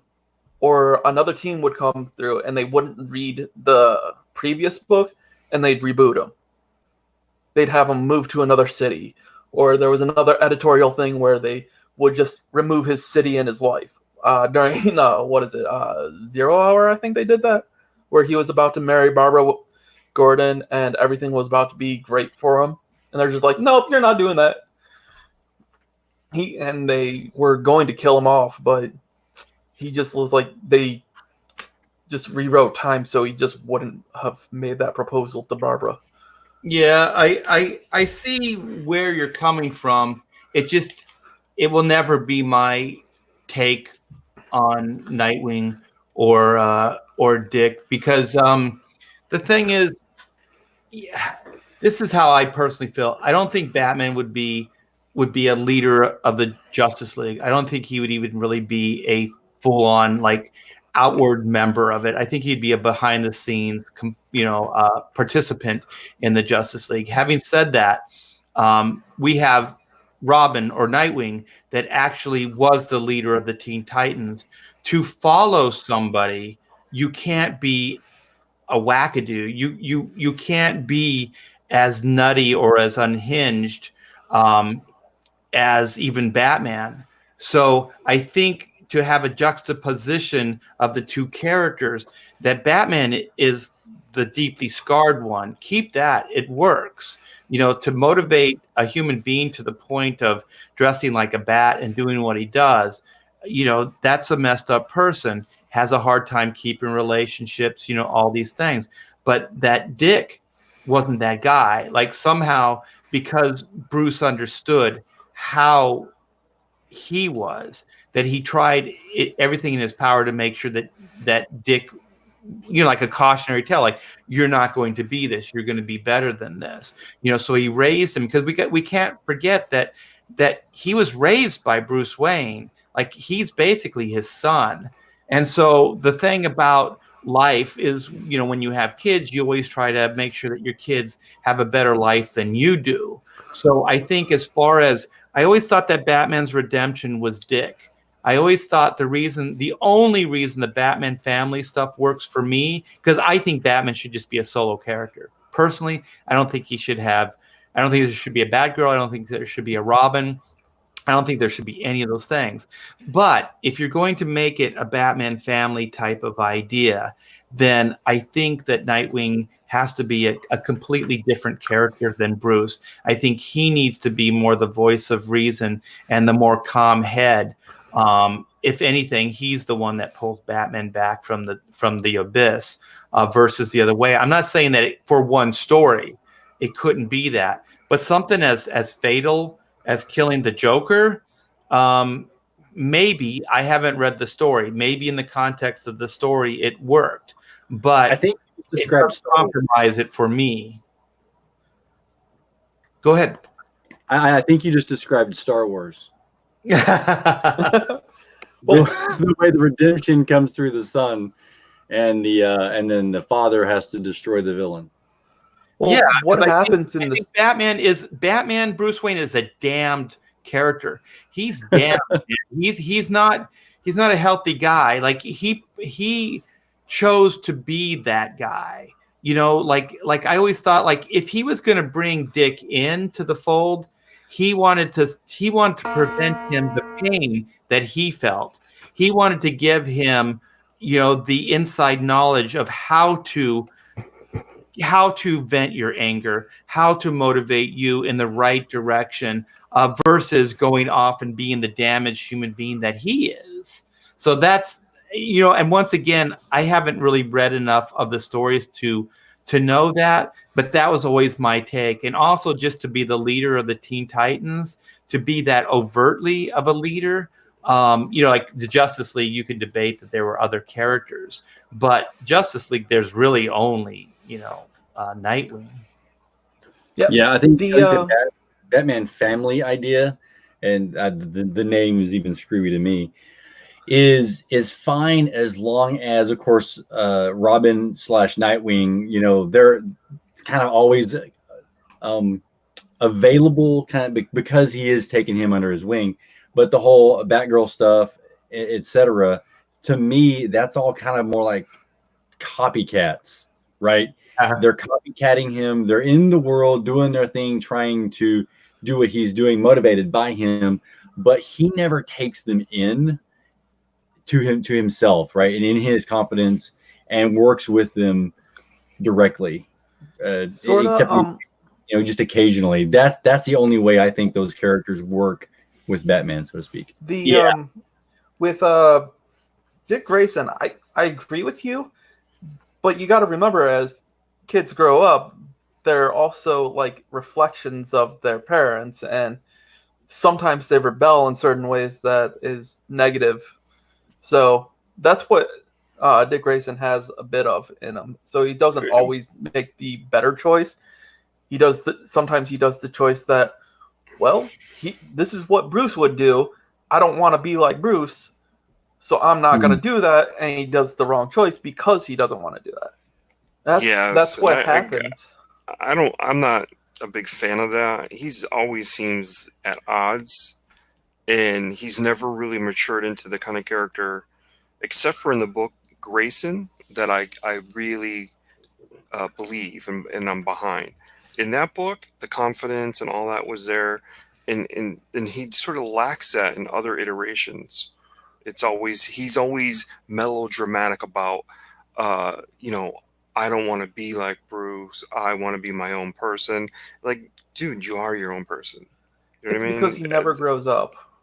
He never grows past that. Whereas they do have him grow past that, but as soon as he's back with Batman, he goes back to it. Yes, and we're gonna rename this group of people. So we're gonna be the PONTIFICATORS. So I don't know if you guys have been keeping up with the chat, but there's a couple jokes being thrown our way. So we have Billy the Wombat with nerds, and then we have comic artist JW. So thank you guys, and you know what, we will wrap this up. This is fun for me, but I realize that probably people in the chat are like, what? I tried to tie it back. I What's said that? that you couldn't do you couldn't do that moment with Gordon and Batman beating up Joker in cinema. You just can't. There's no way you can do it. Wait, Because there's no way you can clearly do that. You can't have a scene where you show the connection between Batman and Gordon reliving all those events and having him go, okay, that's the guy who did all those horrible things to me and my daughter. Batman realizing that's the guy that has lived that, and him saying, you don't do that because you can't, because that would mess you up. You can't have that in cinema, or it would have to be some really like artistic vision doing that. But in modern cinema, you just probably couldn't do it. Are you talking about the Killing Joke? No, Hush. Okay, you said the Joker shoots that girl. Because that's a scene that's referenced in Hush. Okay. Yeah. Well, just to back up for a moment, Killing Joke should never have been brought into DC canon. That was a really bad mistake. The only good that came out of that was that Barbara Gordon became, or Batgirl became, what was her name? Oracle. Oracle is great. Yeah, and that, you know, like as far as, you know, you're talking about, you know, diversification in comics and stuff like that. I'll tell you right now, Barbara Gordon was a better character as Oracle than she ever was as Batgirl. I never bought her as Batgirl. I never liked that character. I loved Oracle. It made sense within the Batman family. Having said that, if there's a couple things, there's some major missteps that they've done with Batman. Okay, one, the Killing Joke was an Elseworlds tale. It was never meant to be part of the mythology. So I took it as, yeah, let's yuck at the end, and then Batman kills the Joker. That's how I took that story. But that cannot be canon. That cannot be part of the mythology. But if somebody had done that and crippled somebody you knew, you might be brought to that point, especially all that humiliation that happened to Gordon and stuff in that story. I could see Batman going to the point of just snapping the Joker's neck or whatever it was, you know. Having said that, then we back up even before that and to the death of Robin, where the Joker, you know, beat that guy senseless to the point of death. Well, I'm sorry. At that point, the Joker would not exist in the DC universe one day after that. As soon as the word got out, some hero or gray area hero in the DC universe would have killed that guy, because there's no way you can kill a child and get away with it in any real sense of the word. There would be somebody that would kill the Joker. So I never bought that. I always thought that was a really bad idea. It was definitely a stunt, and it was a stunt that they were stuck with as far as, you know, canon. But it was a horrible idea. And then on top of that, didn't Damian die or something? Like another Robin died after that. You know, was brought back to life. Like you can't. Sorta? Yeah, you Sorta. can't do these things. You know, oh, the Lazarus Pit, right? They brought Damian back. Not He that I died know of. in Batman Incorporated or whatever it was called. Did he? Yeah. I don't know. During the later points, like 2013-ish and beyond, I stopped reading. Yeah, but you can't do these things because, you know, one, Batman should not be endangering these children to begin with. So I do agree with Stan Lee where he's talking about young sidekicks. Horrible idea. And I agree with him. I understand the marketability of when they were created because they were trying to give entry level. You know, we were talking earlier about making things more accessible to children or to young kids. Well, that's the way they were doing it. But in the 1940s, 50s, whenever this stuff was happening, it was different. Now, I just think it looks like child endangerment. So I can't see somebody like, you know, if you're going, oh, in a realistic setting, Clark Kent or, you know, Superman and Batman having a difference in opinion, I would think it all stem from that Batman's putting a child in harm's way nightly. You know, like if I was Superman and I was this morally upright guy, I think I would be in Bruce's face constantly and saying, no, he's coming with me. You know, I'm going to raise this kid because you're a horrible person.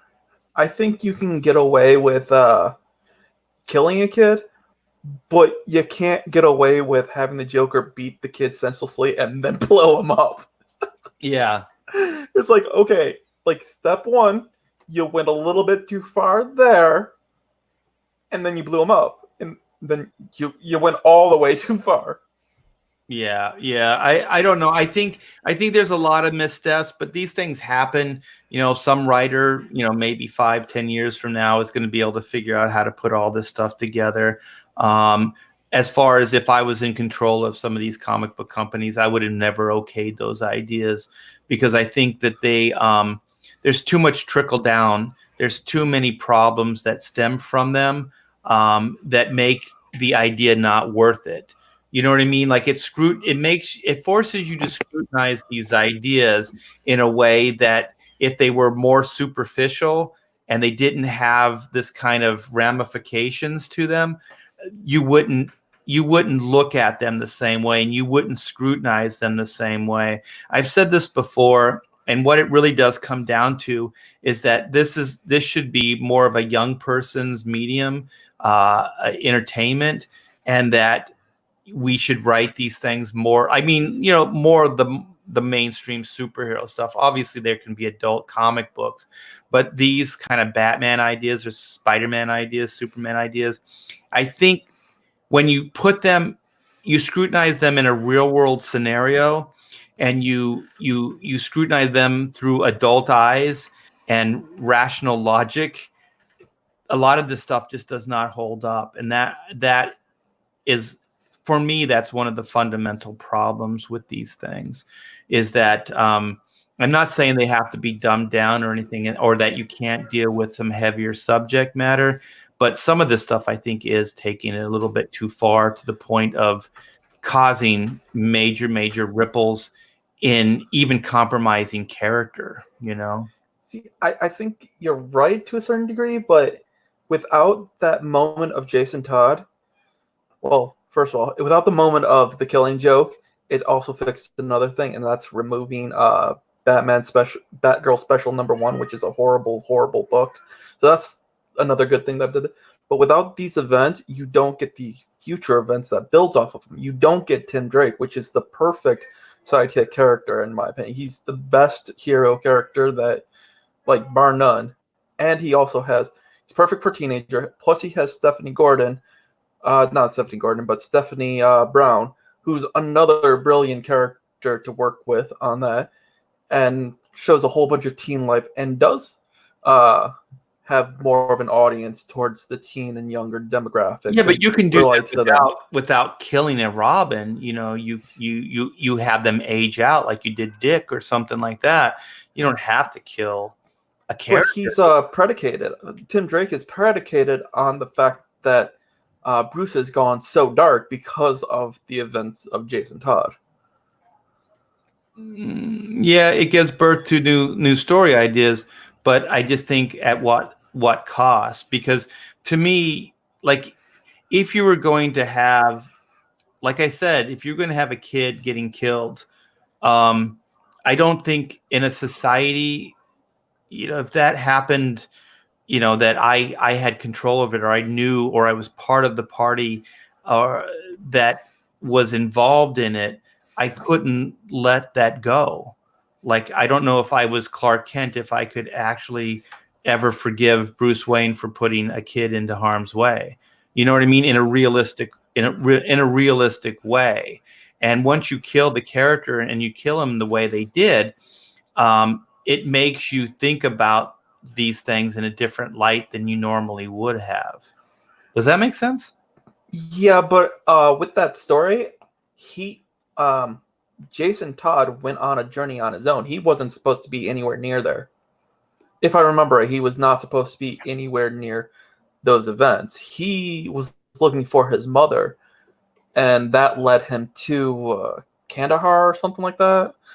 And that's where Joker found him and grabbed him up and tricked him into coming with them. So it was his fault. He was asking for it. Pretty much, yeah.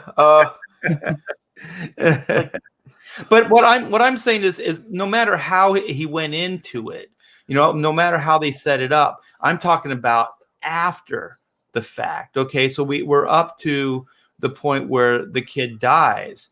But what is the DC universe? How does that send ripples? If this is a connected universe, how does this send ripples through the universe? There's no retaliation. The Joker isn't killed by the Green Arrow or, somebody else, or even like Superman. Like Superman just, can't stand the fact. He just can't live with it. And then he goes and does this thing. Either way, it's what comes out of these ideas that I have a problem with, because it makes a good story. You could probably justify a lot of the actions and things that happen within the story, but I feel like the ramifications of the event is what becomes fundamentally a problem. When Wonder Woman snapped Maxwell Lord's neck, I felt like it kind of worked better because she's a warrior.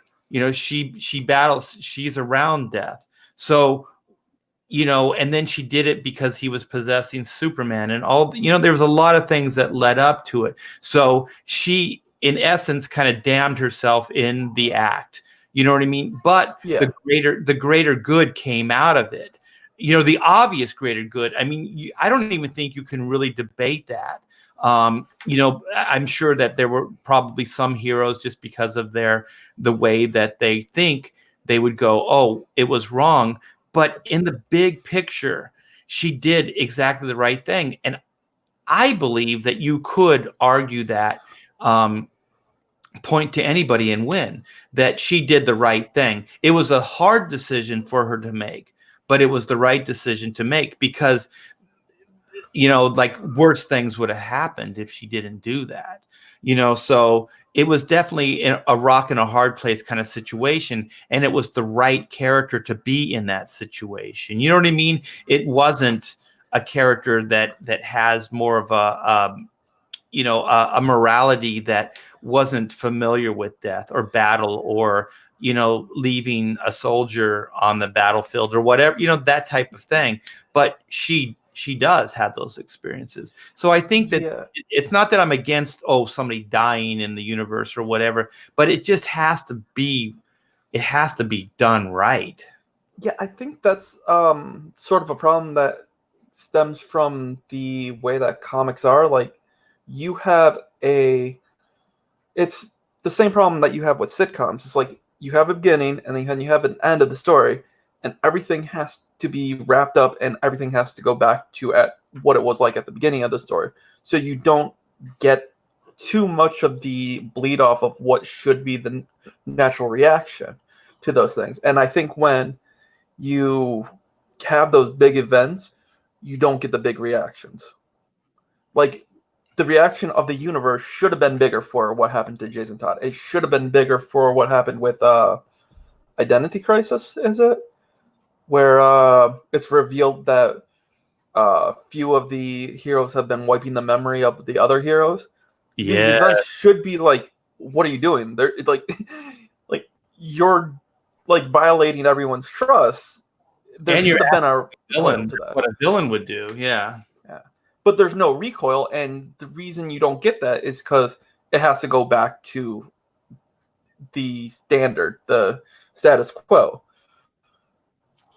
If you could get rid of the status quo like they do in a lot of manga, where it's just a complete story, and they did it with Ultimate Marvel, where the universe kept on developing and developing, then you get these reactions to bigger events. Yeah, that's why I think like Killing Joke as a one and done, an Elseworld story, it's fine. Dark Knight Returns, it's fine. I think when you make these things canon, that's when you get into the problem. I mean, I think there could actually be a Batman more adult reader book and, you know, more of a kid book. I think Todd had brought that up on one of the pontificators earlier, that these things could both exist. But I have to. What is this? The 10. We have a top 10 in the. Did you guys see this? I think it's Comic Artist. Oh, here it is. Top 10 reason why kids should be out with Batman fighting crime. Okay, so we have 1, after school programs aren't long enough. 2, strong male role model. 3, every kid needs their butt kicked. I think DeWolf, did you put in an alternate 4? No social programming. Well, I did, yeah. Yeah, and then 4, they get to dress up and play pretend. But bam, welcome to the real world. And then is this an alternate? Wait, do we have a 5? Oh wait, 6 came before 5. We went out of order. Everyone needs experience to bully the bull at school. Yes. And then is this an alternate 6? Leaning right and wrong hands. Okay, where's 6? Okay, we got 6 here. Learning how to market yourself so the whole city know why they shouldn't mess with you. Yeah, that's actually pretty good. I think this is one of my favorite. No parents, no problem. Yeah. And then 8, an arch nemesis only makes you more popular. Don't have one, make one. Okay, okay, there's 9. You might die, but at least you've lived. And then 10, we have, if you don't own your city, someone else will. So there we go.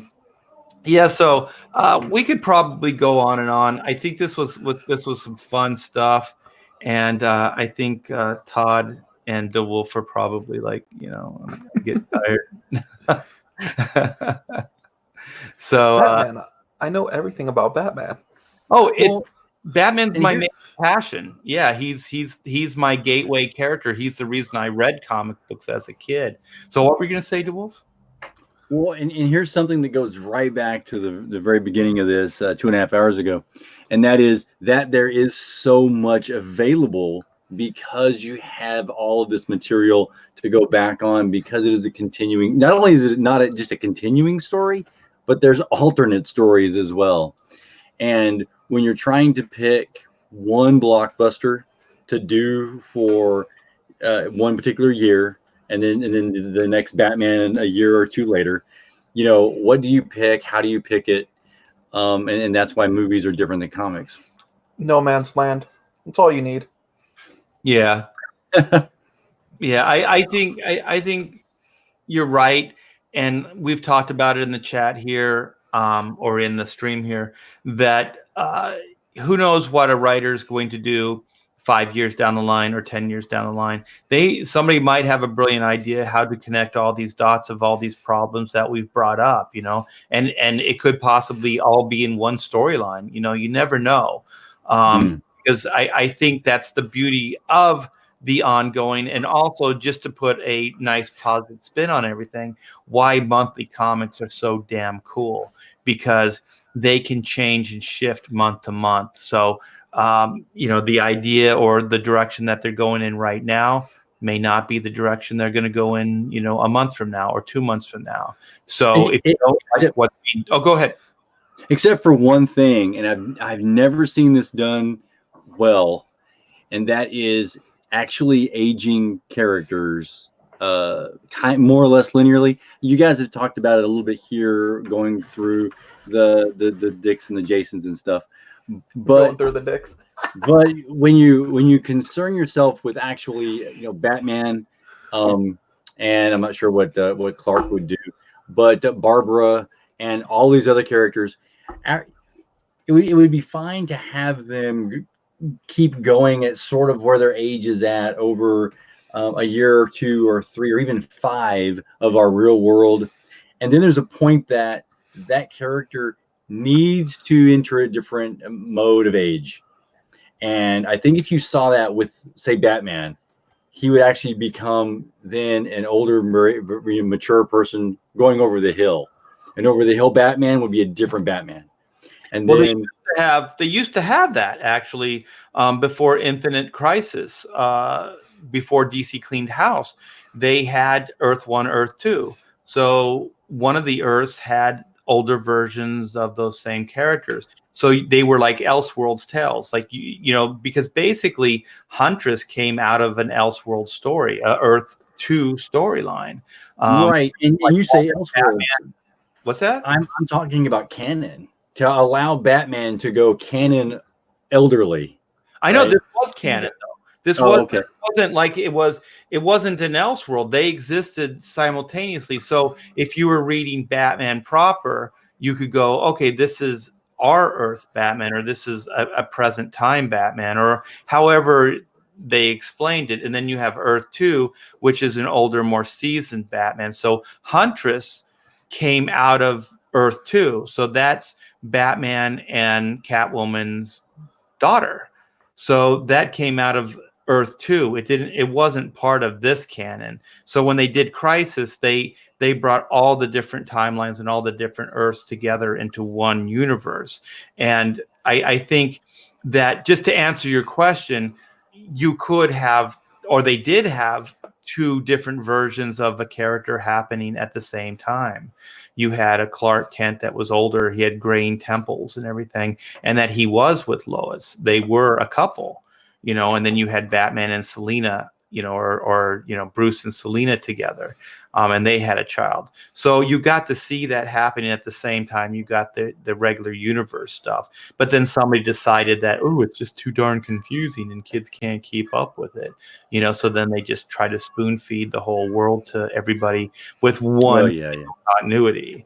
So I understand what you're saying, but I'll tell you, they can't do that. They can't do that effectively, because the thing is, the way comic books were always designed is that there was maybe 5 to 8 years that you would get a kid to come in. So it was always a revolving door kind of industry. So you get, you know, I don't know, a 6-7-year-old, and then they age out at some point, like 14 or 15 or 16. And then they move on to other entertainment, you know, novels, you know, Jules Verne, or, you know, Edgar Rice Burroughs or something like that. And then they graduate into, you know, real novels, you know? Right. And so then, you know, you have that kind of, you have that window that you have kids. And what has kind of started to happen is, one, they're not making books for kids, and they're forgetting that there is that window. So if you subscribe to that idea, then you know you have an age from this age, or you have a group of people from this age to this age, and that's pretty much it. And then they're gone, and then you get a new generation in that doesn't know who Batman is. You know, they've never heard of Superman. So then you get to basically tell similar stories to them. So it's kind of like it is like mythology, you know, where you tell the same story over and over to a new generation.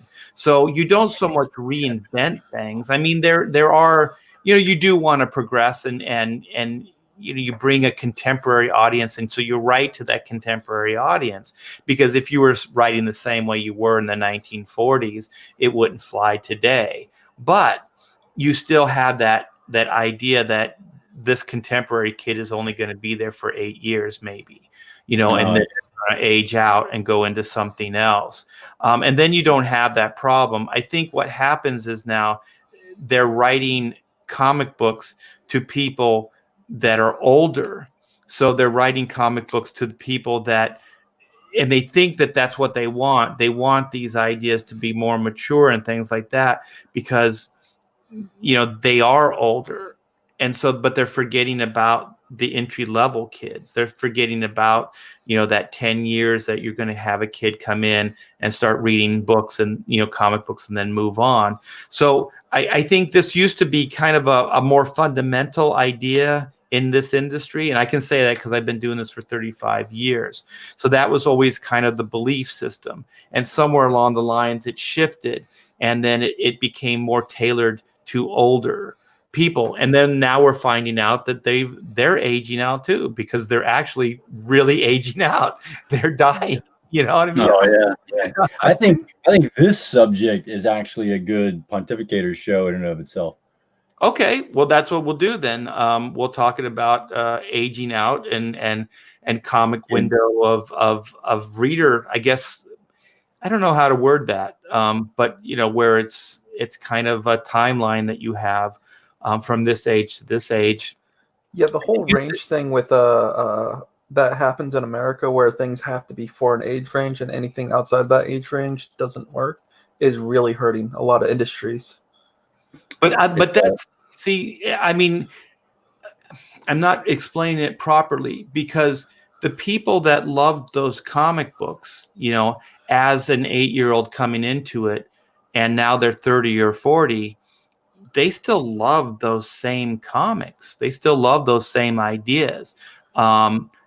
What I'm trying to say is that you don't necessarily have to start writing to that clientele, that you keep the mainstream comic book, like your mainstream stuff, the same. So you still keep in mind that you're writing for a 6 to 16 or somewhere in there. And if they want to stay there longer, like obviously all of us have, then that's fine. Because I never made a conscious decision like, ooh, I need comic books to be more adult because I'm an adult now.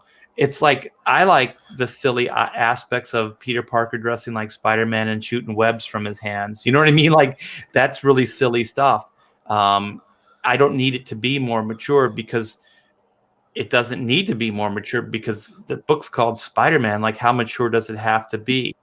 It's a silly idea. It's a kid idea to begin with. In inception, it was entertainment for children. But having said that, I don't think comics as a medium has to be specifically for children. I think we could do, I think Todd really likes the Black Label stuff that DC's doing. I think you can write even the mainstream superhero stuff in a more adult fashion, but I don't think that we should exclude the more entry level, kids at this, at the same time. I don't think we should just cater to one clientele over another. Here's what is going on currently, though, right? Is because you can't, because there's so few stores compared to when we were kids, right? And so many few places that you could get them. So this is what DC decided to do. Is you can't get mom to bring a kid to the store because there may not be one for all these kids, and there isn't. That's just the case. So what do? We get them at school, and that's why they decided to go the Scholastic Books route. Those graphic novels for the Super Sons. There's 2 of them now. There's one for Canary, and there is one for Harley Quinn. That's all not the Breaking Glass one. There's a different one. Those are meant to target those kids and get them into comics because they're done like comics. Yeah. And that's the best thing they can do is the libraries and the Scholastic Books, because that's where kids can go. Right. I totally agree. With you. I think it can be all the above. I don't think anything should just be limited to one or the other. But I think what the industry did is they did decide at some point that it was going to be all this one way. And I think that's kind of why we're partially in this place right now, not bringing new people in. That's, like I said, that's the problem. It's really hurting all these markets. Like in manga, you have shonen, and then you have seinen. And seinen is for more of the adult audience, and then shonen is more for the young kids. And then you have even older demographics where it's doing the same thing to animation. You can't get any really good animation because it's all thought to be for kids. And why are you going to spend all that money for kids? Well, I don't think that the new creators have kids. Probably. Yeah. I mean, I don't think the writers and artists over at Marvel and DC, I don't think they have kids. And when you have kids or you're around kids, like even people that didn't before, like Stan, he was around, and just in the world there were more kids around families. It makes you know how to relate and how to write things that a kid's going to be able to enjoy as well. Right. And the thing is that, in a current, more cynical society, the catch-22 is that you have to make these comics not feel like they are for kids, because one of the biggest turnoffs as a kid is like, oh, this is written for you. It's written down for you. You're a baby. So Yep. that's a big deal. So it would definitely be challenging for Marvel and DC to market this type of, you know what I mean? Like, make a distinction between a more adult DC universe and a more child DC universe. But I think it can be done. And because the thing is, when I used to get the mailers from DC and Marvel, so I get all the comics, and specifically like the DC books, like the New 52 books. And I remember getting those books, and there's kids in the neighborhood, and I would go through these books and I think, oh, I would like to give some of these comics away instead of just throwing them in the trash, or donate it to the library or something like that, right? And then I would go through these books and I go, this is really gratuitous. This is graphically a lot of stuff that most parents would have a problem with, but it's Batman or it's Superman or it's whatever. And so then you start thinking, like, if I wouldn't give this to a child, Right. Then you really one thing that I was going over with Joseph when we were talking about Book of Elves was what our target audience could possibly be, and I ended up using the reference of the Dark Crystal. If you could see it in the Dark Crystal, let's go that far, because it's puppets, kids watch it, but it's scary. There's nothing. It's not dumbed down. Yeah, right. I think there's but see, that's kind of what I'm trying to say is, like, even though we've kind of, by the old standard, we've all aged out here, the thing is, we're still childlike in our tastes. And I don't mean that in a bad way. Oh, yeah, right. That we've held on to those things. So when I watch a Disney cartoon, or I watch a cartoon on TV, I don't think that it needs to be tailored to me. I can still enjoy a Hanna-Barbera or a Looney Tune or a classic Disney cartoon. You know what I mean? That's because you're mature. Mature people don't care what other people think about what their choices in entertainment are. Right. That's funny. Yeah, because I just never, make the distinction of that. I just kind of go with it. And so then I just think that most people probably want those same things that they got. They want that same experience that they got when they were 8 years old and they opened a comic book for the first time.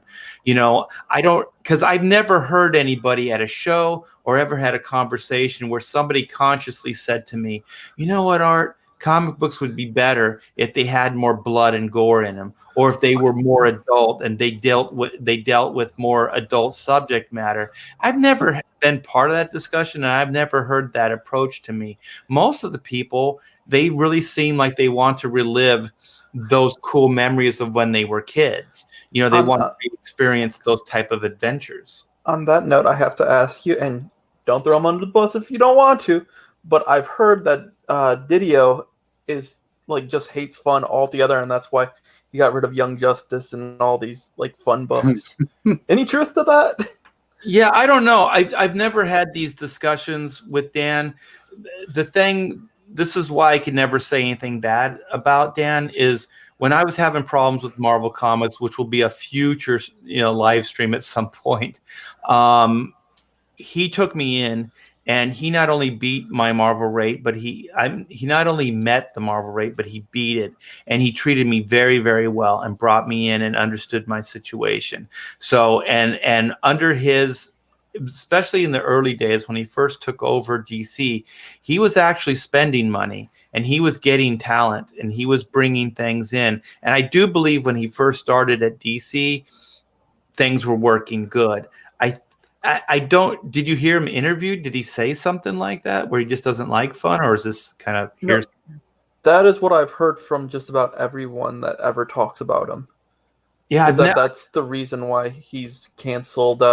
Like it starts with Young Justice. It's like that's the reason why he canceled Young Justice and brought him back as the Teen Titans is because Young Justice was fun and cool and always like more directed towards kids, whereas the Teen Titans were directed more towards teens and were hip and cool and not as fun. And they took on a darker side.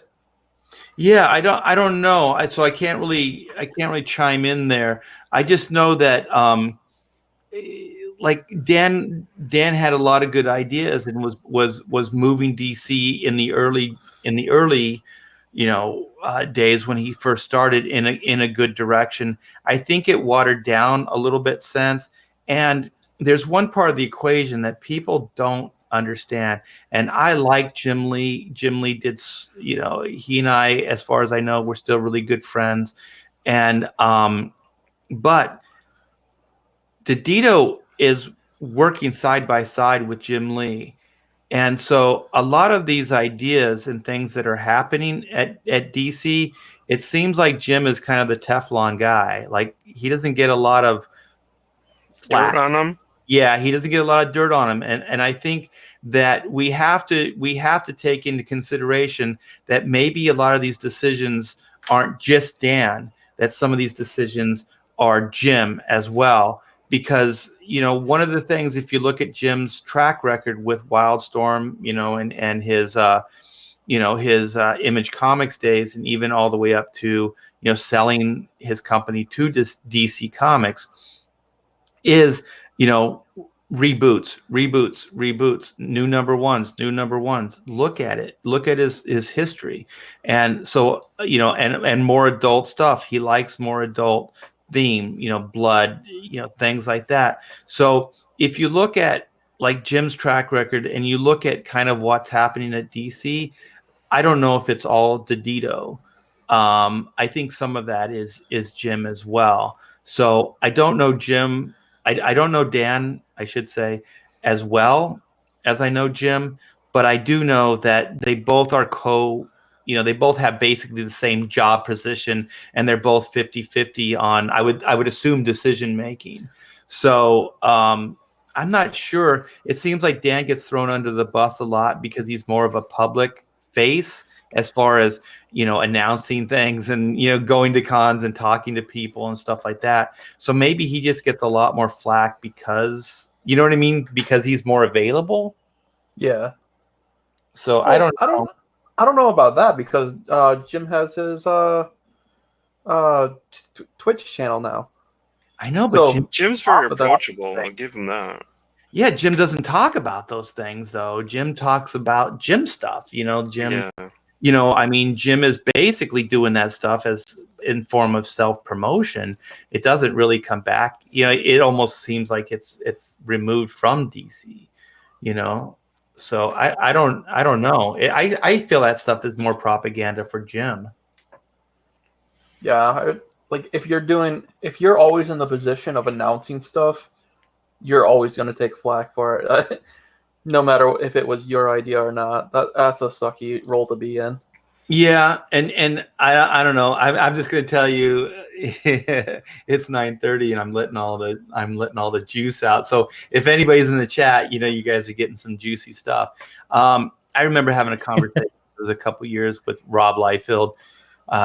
We were hanging out at Starbucks and we were just talking, and we both kind of came to the same, decision or the same idea that what probably would happen is that Bob Harris will be if there's crap to hit the fan, Bob will be the first, because they brought Bob in from Oblivion, basically made him the publisher or editor in chief.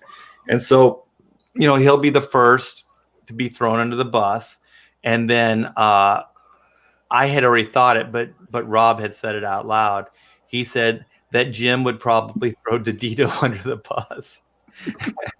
And then he said Jim is in such a position that Jim couldn't even at that point move on and become head of Marvel Comics, or he could just go over to Marvel and relaunch an X-Men line of books, and he would be just as successful as he is now. Jim is in a win-win scenario. So what Rob was saying, and I had agreed, is like Jim is really good at taking care of Jim. Like Jim is going to come out of all of any kind of thing that happens, and he's going to come out of it fine. So, I think he's a very smart guy, and he's worked through a lot of those ideas. So I don't know if that helps you have some kind of insight on DC, but that's kind of how, I think it is. So we should cast as much shade as possible for every single thing that we see from Jim. Like his redesign of Superman without the red shorts. Yeah, and the collar. All on his that. designs got bashed by every single artist because they were like, dude, we got to draw 22 pages inside of a month, and you're adding all this detail to the costume. So you saw how quickly that lasted. But you notice it's DC and not Jim. Yeah. Whenever you talk about it, it's like DC made the stupid decision, not Jim Lee made the stupid decision. Exactly. That's what I'm talking about, the Teflon guy. Like nothing sticks. Like he can do things, and he's so good at all these positioning and stuff that he kind of, he's almost ignored. You know what I mean? Like it's always DeDito, and so it becomes kind of, DeDito's always the bad guy. It's like good cop, bad cop kind of scenario. Something that I've noticed about DC with, like, when I played DCUO, it seemed that DC didn't trust its fans with its property at all, or even their own property, because all the character options, you only could have one type of character figure. You could only have you could only use the Bat logo or the Superman logo in the ways that they wanted. You had to maintain the 3-color thing, and it was like, oh, because if you are allowed to do this other stuff, you'll make a terrible looking character. Yeah. Or you'll misuse our logo. It's like, it's on the characters in your game. What are you talking about? And that says to me that DC doesn't trust its fans. Oh yeah. What do you think about that, Art? Trusting fans, because they do seem to be like lost over there. They're throwing spaghetti up against the wall, and hoping to kind of see what it sticks. All their movie plans just keep changing, and they just, you know what I mean? It's just another villain movie is in the works. Like, well, I think if you look at just Warner Brothers as a company, fundamentally, what the problem with, thank you for putting the link in there too. I was kind of doing the same thing. Is that Warner Brothers is a company that has a lot of IPs. Like if you look at all the stuff that they have, it would boggle your mind. And one of the things I always bring up is Iron Giant. Like they had a movie that changed the industry. Even Disney was looking at that movie. If you look right after that is when they went into like, young boy action adventure. They kind of changed their whole, fairy princess kind of model, and they went into more Tarzan and Treasure Planet and Atlantis and all those movies. Well, why did that happen? Well, that happened because of Iron Giant, and Warner Brothers didn't know what to do with it. The movie wasn't that successful at the box office. It did okay. But then look what, Brad Bird did over at Pixar. He made The Incredibles.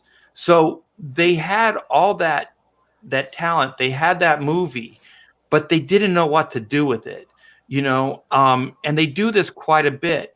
Warner Brothers and DC are kind of in a similar position. I remember Jim Valentino told me this once, and if there's anyone in the chat, man, I'm giving you some inside stuff. This was a really cool observation that Jim had.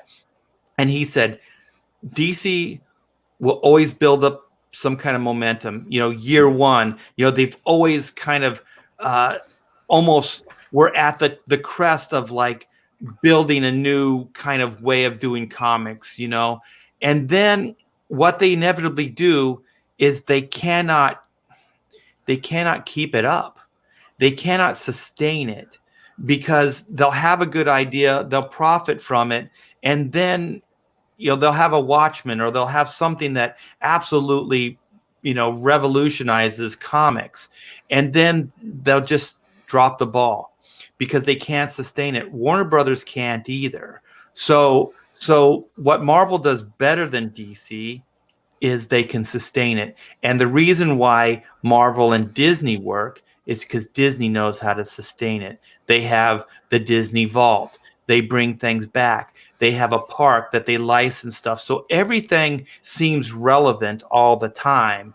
You have old properties that Disney still keeps in the public eye. So everything seems relevant. I'm not talking about, stuff that Disney's doing now. I'm talking about more of the traditional Disney in the past. So it makes sense because Marvel has a similar, ideology or way of looking at things. Marvel can sustain things. Marvel can go longer with an idea than DC can. DC will burn hot, and then they'll just burn out. And Warner Brothers does the same thing. Like if you look at the way they've managed their superhero cinematic universe, it's the prime example.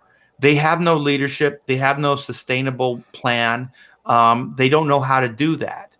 They just don't know how to do it at all. It seems to me that what you're describing is something that I would say is that they simply do not understand what they have, what in any other IPs. It's like they're able to get the really good talent to work on something and put forth these really great new core ideas, and then they leave, and DC is left to figure out what to do with that, but no one around them knows anything about how to handle that.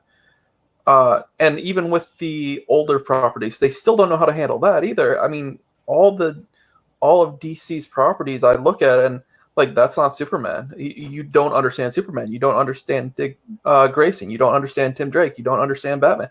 And that's the common thing, that when I read those stories, they don't understand any of those characters. Yeah, and just to further your point, hey Jay, what's up, man? Is that when I was doing Adventures of Superman, DC had houses, so they had an editor that would just edit the Super books. They had an editor that just did the Batman books, and so on and so on. So what you would think, oh, maybe that's a good idea because those guys would know this mythology and that they would be able to, instead of, knowing everything, they would be able to concentrate on just their little universes. But what happened is it pit each editor against the other editor. I remember Mark Waid and Mike Carlin going at it for the use of Superboy, because I think for some reason, Mark Waid wanted to use Superboy in something. And so Mike was like, no, you can't use the character. And they got an argument. Well, if this was Marvel, we want to use Wolverine. Boom, Wolverine's hot, put him on the book. Oh, we want to use the Punisher. Oh, the Punisher's hot. Boom, put him on the book. You know what I mean? No debate, no nothing, because it makes good business sense, right? But at DC, they became very territorial, and they didn't play well with others. And just to hone my point. Really? Yes, I had a lot of friends that worked at Warner Brothers as well. And so in licensing and stuff like that. So Warner Brothers worked the same way, where if you were working in licensing, you had the Bat books, or you had the Bat properties, but you didn't have the Superman properties. So then somebody else had the Superman properties. So how do you have a coherent universe when you have all these factions kind of like, no, you can't use, my characters? They become very territorial. And so if you look at stuff like even that bad show, that TV show called Birds of Prey, that was negotiated. Like you could use Batman. Like that show. What's that? I like that show. I thought the pilot was very good. I thought it kind of petered out. But we'll get to that. want the is collection. that it was negotiated that like Batman could be in the pilot, but he couldn't really be mentioned in the rest of the story. Well, how do you have like characters that all have something to do with Batman and then have to write these stories in a careful way that they somehow have nothing to do with Bruce Wayne and Batman? You know what I mean? It becomes really hard. And Oh, so and it becomes a problem too, because that's what happened to Smallville and Justice League Unlimited. They said that they couldn't use the Teen Titans because there was already the Teen Titans show. And in Smallville, there was a character that was supposed to end up being Bruce Wayne, but they couldn't get him to allow them the rights to Bruce Wayne, so he became some other character. right, and that's kind of how Warner Brothers works. It's kind of a house divided with these different factions. I don't know how it is now because I can't really speak to it the way it is in a contemporary sense, but that's the way it used to be run. And I always thought that I guess if you look at it in a certain way, it could be good because then they would be experts on whatever, the IP that they're controlling. But it also, if you have a coherent universe, it makes it very, very hard to unite anything in a way that makes sense. Do you remember what the excuse was for that? What the reason behind it? Yeah, for what they gave to the audience, at least. It's I don't think the audience ever knew that this was even happening. I don't think. Oh yeah, I knew about it all like way back. That Warner Brothers did these things that they had that they wouldn't allow the characters in these other places. The excuse that they gave was that you couldn't have more than one variation of the character because it would confuse the audience, which goes back to they don't trust their audience. Yeah. And they've shit on their point time and time again. They do that all the time where there's multiple versions of the same character, How would you like to go into your comic book store tomorrow and see like everything retconned to when we were young? The Incredible Hulk logo with the broken rocks, and you'd go, oh my God, how smart. How smart to just take everything back to its original iteration and not ignore what has happened, but sort of the fun comics. Let's bring back. Let's the writers take these characters back to where they were and give it back to the fans in this way, because obviously we've done something wrong. We've gone Classic astray. style. Right. They're trying to do that. I don't care if the books are dumbed down a little bit because it doesn't seem to be written as mature. That wouldn't bother me. If the fun was there, as long as the adventure was there, yeah. You don't have to deal with politics. You don't have to deal with, all you have to do is tell basic G versus E stories with as cool action as possible and with as intriguing, as interesting characters as you can. I think that's all anybody wants out of these books. I don't think, anybody's, because I'll tell you what kind of was the beginning and the end is a lot of like the Watchmen books and things like that. And, and they started kind of like there was a whole breed of people that were like, oh, well, we need to start writing more intelligent comic books. Well, like Alan Moore and these type of more mature books. But the thing is, Watchmen is incredibly flawed. Like that is a really cynical point of view on these characters. And if you can't see that, and you can't see some of the fundamental flaws, even in the story and the way the characters act, then you have some kind of rose-colored glasses on, because I can find just as many flaws in a simple old school DC book as I can with the Watchmen. It's just different. They're just couldn't get through Watchmen. What's boring. That? It's a terrible book in my opinion. I Watchmen. think it did more harm than it did good ultimately for the industry.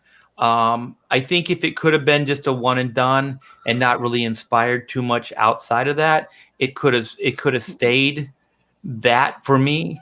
But it inspired a lot of other people that just didn't quite understand what how it was done and what it was. Case in point, Zack Snyder. Zack Snyder didn't understand Watchmen, and he doesn't understand any of the Frank Miller stuff that he's emulating.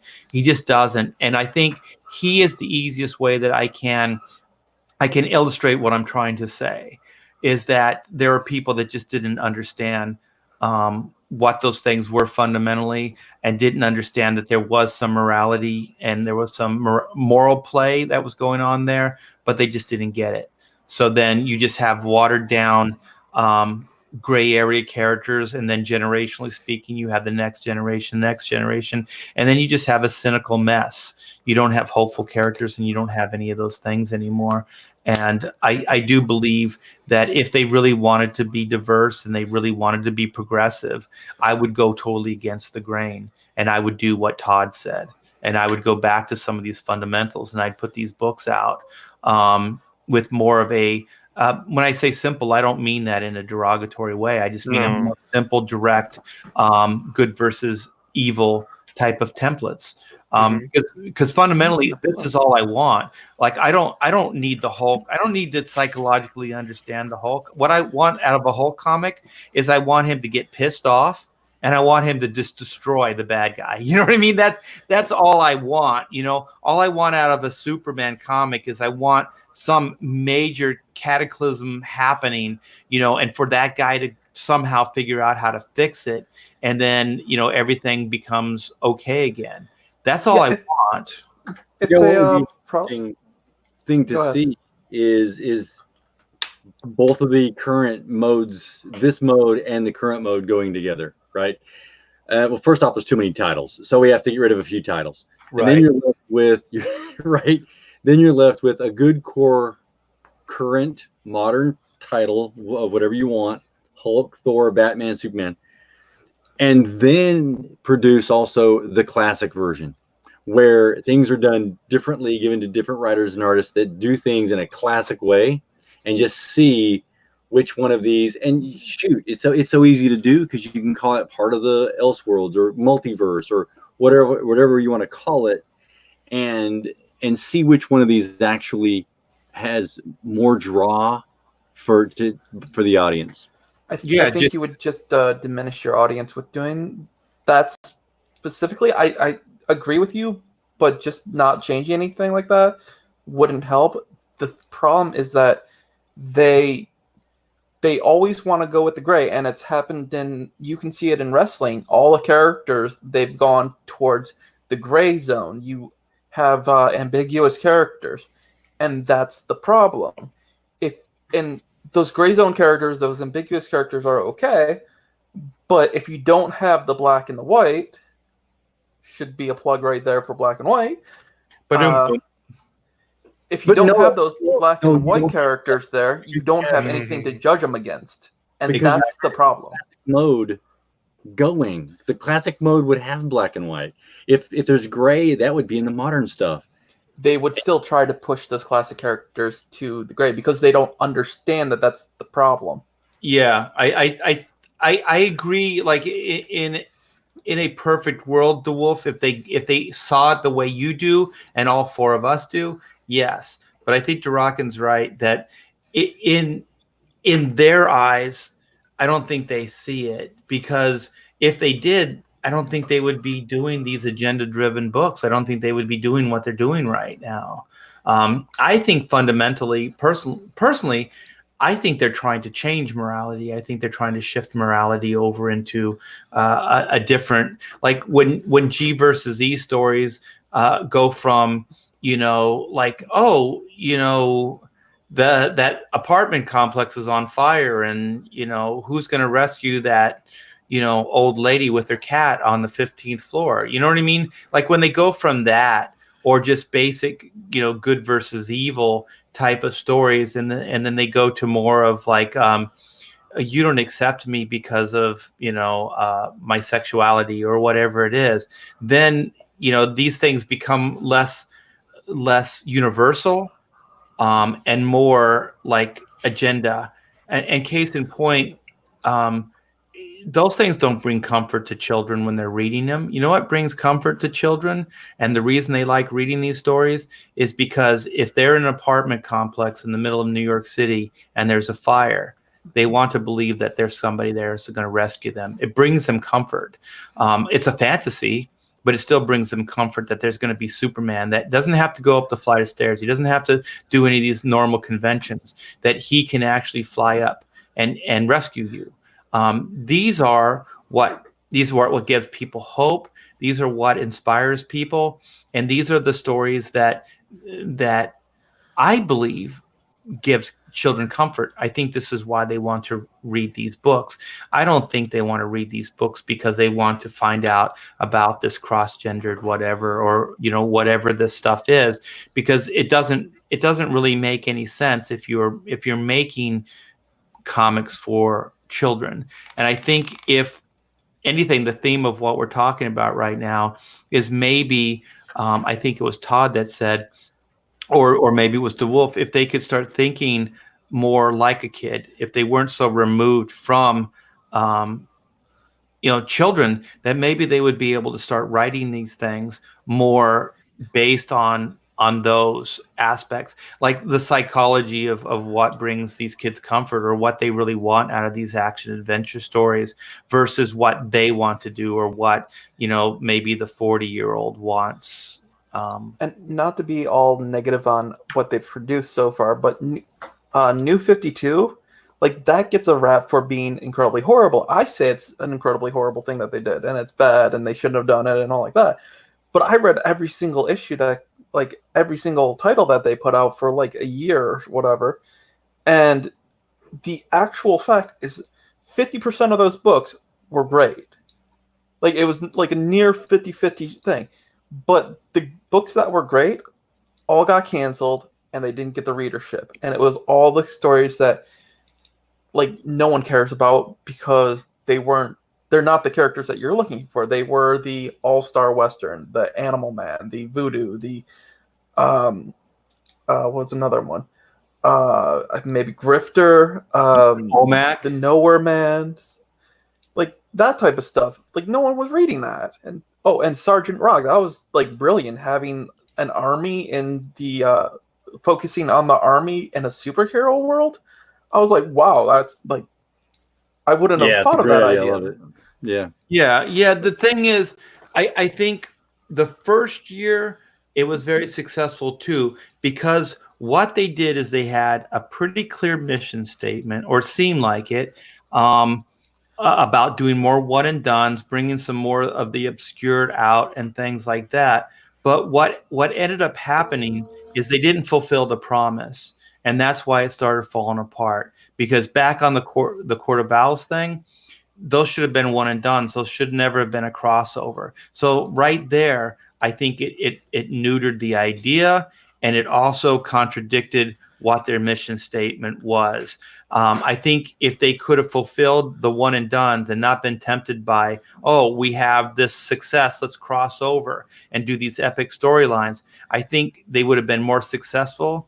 And I do believe if they gave more of these obscure characters, like you're talking about, Durakan, they gave them more time and realized that this is going to be more of a slow burn. You know what I mean? These things are not going to catch on instantly. And they knew it. If I knew it, they knew it.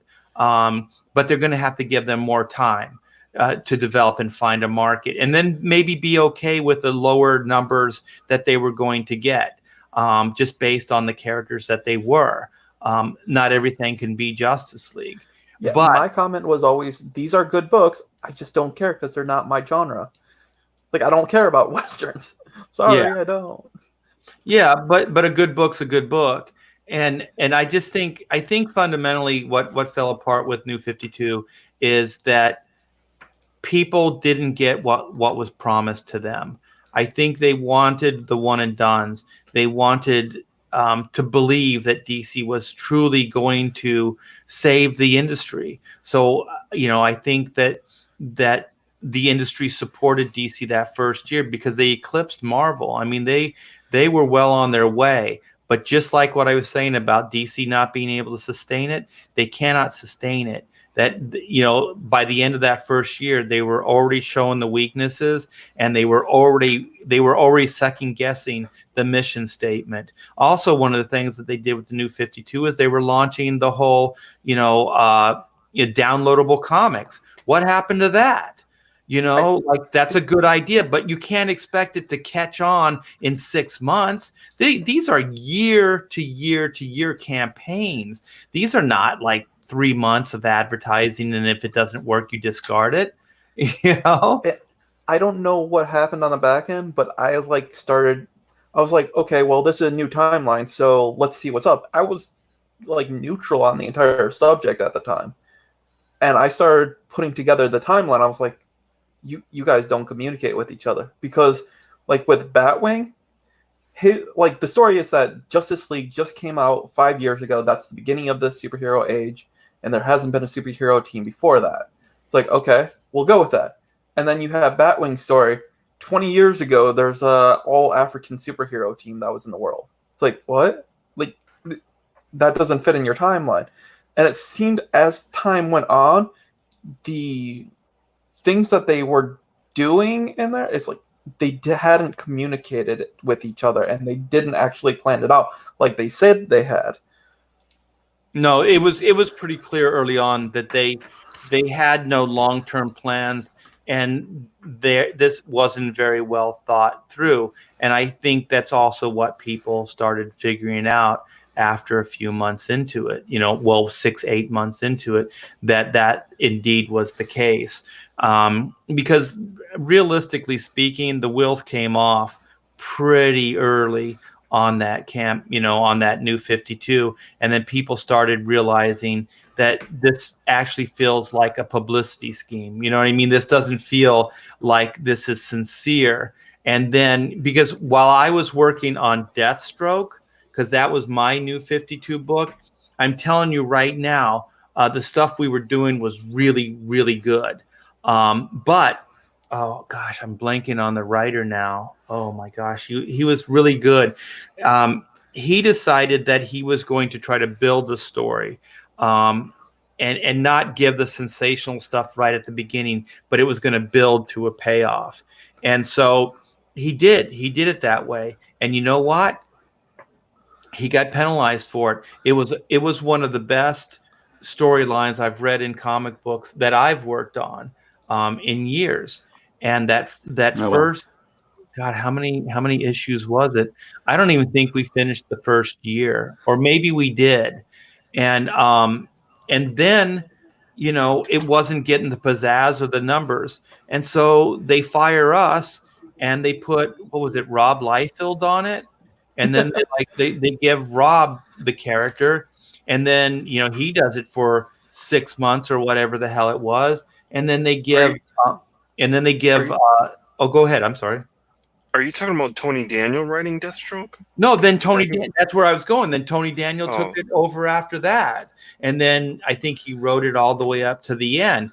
But what I'm trying to say is, just in that one title, they had a promise that they had made, and then they pulled that not only once, but 2 different times on the reader. So how do you expect a reader to have any kind of loyalty when the people that were buying the book from the very beginning might have absolutely loved it, but then you just, boom, it's dead to me, and then you move into another direction, and you give it to Rob, and then you're like, oh, no, that's not the continuity. It's Tony Daniel's continuity now. And I'm not even saying one is better than the other. I'm just saying, if I was a fan, I would read the book. Oh, what's that, Wolf? Oh, I think it was his kid. Sorry. Oh, okay. Yeah, that like, as a fan, and you're reading this thing, what the hell are you supposed to think? You know what I mean? Like, right. These 3 different art teams, or just teams, storytelling teams, are creating a uniquely different character. So, which issues did you work on in this book? I don't know if it might have been 1 through 12. Like I said, I don't know if you worked on 1. I'm looking it up because I put some reviews on. I'm just curious. So you're what I talking about wrote back then. Deathstroke, New 52? New 52 Deathstroke, yeah. Yeah, the Deathstroke. first issue was Daniel that he wrote and Floria drew. I don't think so. I think it was us. First issue was writer Kyle Higgins, penciler Joe Bennett, and inker Art DeBear. Yeah, we did it from like I think it was almost the whole year. Tony Daniel came on towards the end. You know what we really missed out on then? What the hell? If the storyline was as good as you're saying, what we missed out on is the collectability of those first few issues that were slow, because as that became more popular later on with that type of a storyline, then the earlier issues would have become more collectible because they lead up to that storyline. Yeah, and people weren't buying them, right? Yeah, I think Kyle Higgins was a guy that got beat up really bad at DC Comics. He was a friend, and he wrote that story with Snyder Durakin that you were saying, that the one that delves into the history of Gotham. I believe that he wrote that with Snyder. Gates of Gotham? Kyle Higgins. I think so. And then he took over. I think he was writing Nightwing too. New 52. Kyle was, and he had some really, really good ideas. And I think the way he took Deathstroke, and then eventually paid it off, was kind of, it was more long term. But if you were reading it month to month, you were absolutely captivated by it. And I urge anybody to read that run that we did, because I'm not a Deathstroke Terminator fan. I'm not. I like him kind of in some of the more Teen Titans role, but I don't really care for the character. But as I was doing, working on the book, I was like, this is really starting to be intriguing, because what Kyle did is he brought Terminator, he brought him into the story at his rock bottom. He wasn't like this great guy. Like the New 52, this guy was beat up. This guy was a loser. And so at the very beginning, he was hanging out with these other assassins for street cred, just for work. So he couldn't even really get work on his own. So he was kind of a has-been. And so then you kind of get to see him build up, like kind of like a reborn kind of scenario. And then you get to see, you know what? I'm not going to spoil it, because if there's anybody that hasn't read the story, I do not want to spoil what happens. But the payoff was so freaking cool, man. It was so darn cool. So you guys got to go to, or that book got to go to 20, and then Daniel's version got to go to 20. That's so weird. I think it only went to 12. I think we only did it for the first year. So I think it was only like 12 issues. I think that book stayed in publication for the whole New 52, which was what, 3 years? But it had 2 number ones, and basically it kind of restarted after you guys. Yours was 2011 when it started. What? Tony Daniels started a different Deathstroke. It started in 2014. Okay, so then it wasn't the same Right. numbering system. Okay. Right. And you guys actually, the first one got to 20, and Daniels got to 20. Oh, okay. So then we did one. So we did it for 2 years then. Okay. Yeah, but Higgins wasn't on it all the way to 20. It actually ended up with somebody I don't even remember hearing his name that much. Jordan? Is it Justin Jordan, maybe? Okay, so I think that maybe yes, Tony Bedard and Justin Jordan finished off. That's the name of the horrible guy, Bedard. Tony Bedard. I like Tony, every single book that I've read with him. He is incredibly bland. Yeah, like everything is just bland. It's like he's not bad, he's not good, he's just bland. It became a running theme throughout my reviews. I'm going to talk to Comic Book Bob for a minute. Yeah, Art for Shame. Deathstroke is awesome. Yeah, he has his moments, but I'll tell you what, man. If you haven't read that first 20 books, which Todd said it was the first 20 books of Deathstroke New 52, you have to read those, because that did make me a fan. Yeah, I reviewed each of the reviewed a lot of the books, and those first 3 reviews is a 4 out of 5, a 2.5 out of 5, and a 3 out of 5. And I said it's a guilty pleasure.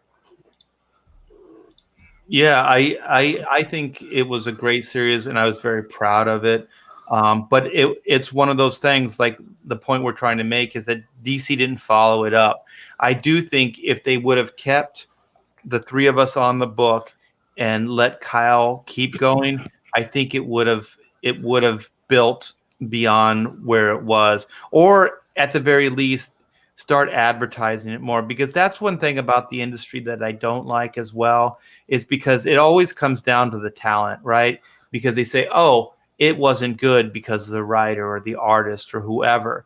And that's a shame, because it's like you were saying, Durock, and some of those books, those New 52 books, you love them, you like them, but they didn't stand a chance because they weren't selling that well. Well, I always think, start advertising. Why does it come down to the talent on the books? Why does it always come down to, oh, they weren't good enough, or they weren't, what was, making an impact? I think sometimes it just comes down to getting it in front of people, advertising, saying, have you seen this? Look at this team that's on this book, versus just burying it, or just, blaming the talent that's on the book. Because I don't think it's always the case that the talent are what's letting the book down. I do think that sometimes it's just, the comic, publishers just aren't getting behind the books. Yeah, and sometimes it's a matter of the writer or artist is really good. They just don't fit that particular book. Yeah. Yeah, I mean, sometimes it is the talent. I'm not saying it doesn't, but I do believe that, what usually happens is it always gets hung around the creative's neck. That's why it failed. And I just don't think that's always the case, because I have done good runs on books that I've been very proud of, that people absolutely loved and then got canceled. Yeah, but I do agree with the idea that sometimes you put somebody on a book that doesn't work. Oh yeah. I think when Paul Levitz and Sonny Go, I think his name was, maybe I got it, Sonny Liu, did that Dr. Fate. That didn't work at all. That wasn't Dr. Fate. And sometimes you try something like that and it just doesn't work, and that's okay. At least you were willing to experiment and say, hey, this guy had done something really cool over in Korea. Maybe there's something about him, and there's lightning in a bottle. But that Dr. Fate with a hood, that was just weird to me. It just didn't fit. And sometimes they do, like, the current guy doing what's called Silver Surfer Black. Have you seen this? No. It's just not Silver Surfer. It's just so weird. And he's not even a poor man's like Mike Allred. He's like there's fundamentals that are lost, Yeah, that does happen. And in those cases, if people universally hate the team or don't like the team on that book, and then it backs up, the sales back that up, then yeah, I think it should be canceled, or the team should be let go, and then a new team should come in.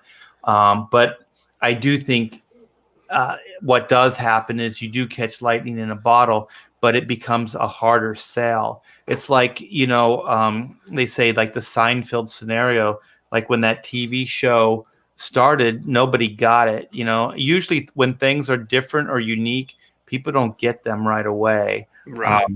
And so they just need time. And the problem with it is that, like with Terminator, I just think it needed more time. With Seinfeld, what happened is it did get time, because the network, for some reason, just didn't pay attention to it. You know what I mean? So it was able to air every week, and then it eventually found an audience, and then became this pioneering show. So that's kind of what I'm talking about, that sometimes the harder sell becomes more the long-term big thing. And that it's a shame when the plug gets pulled on these things early on, and they don't get a chance to meet their full potential. And I think Terminator Deathstroke, the book that we worked on, could have been that. Yeah, there's always Now, several factors that people just don't pay attention to. There's editor mandate. There's, you're just wrong for the title. It's sometimes you're bad for it. Sometimes it's this, sometimes it's that.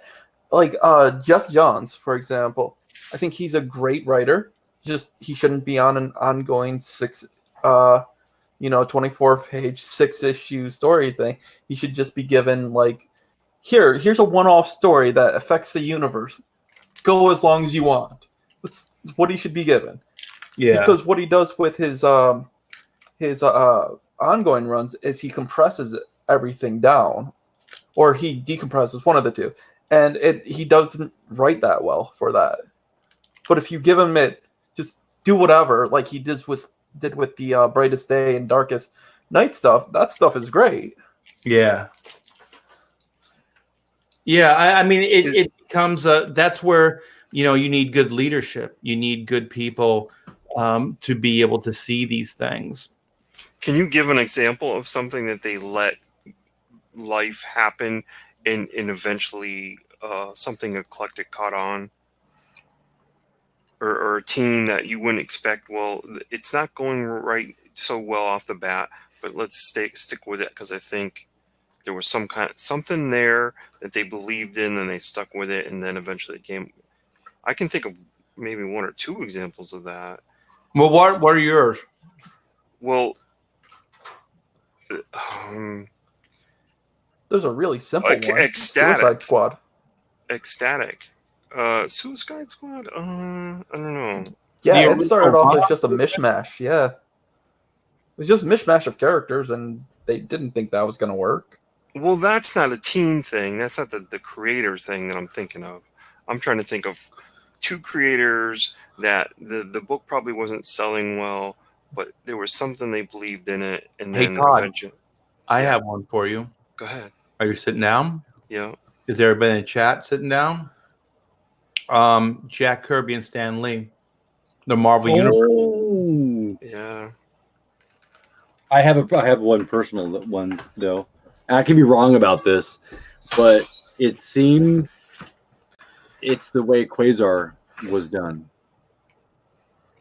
because it had various artists kind of come and go. Mark Greenwald, though, was the creator and writer of the concept of bringing this character back out of, I don't know, what, 15, 20 years of retirement, and then kind of where he was just occasionally around, giving him his own book.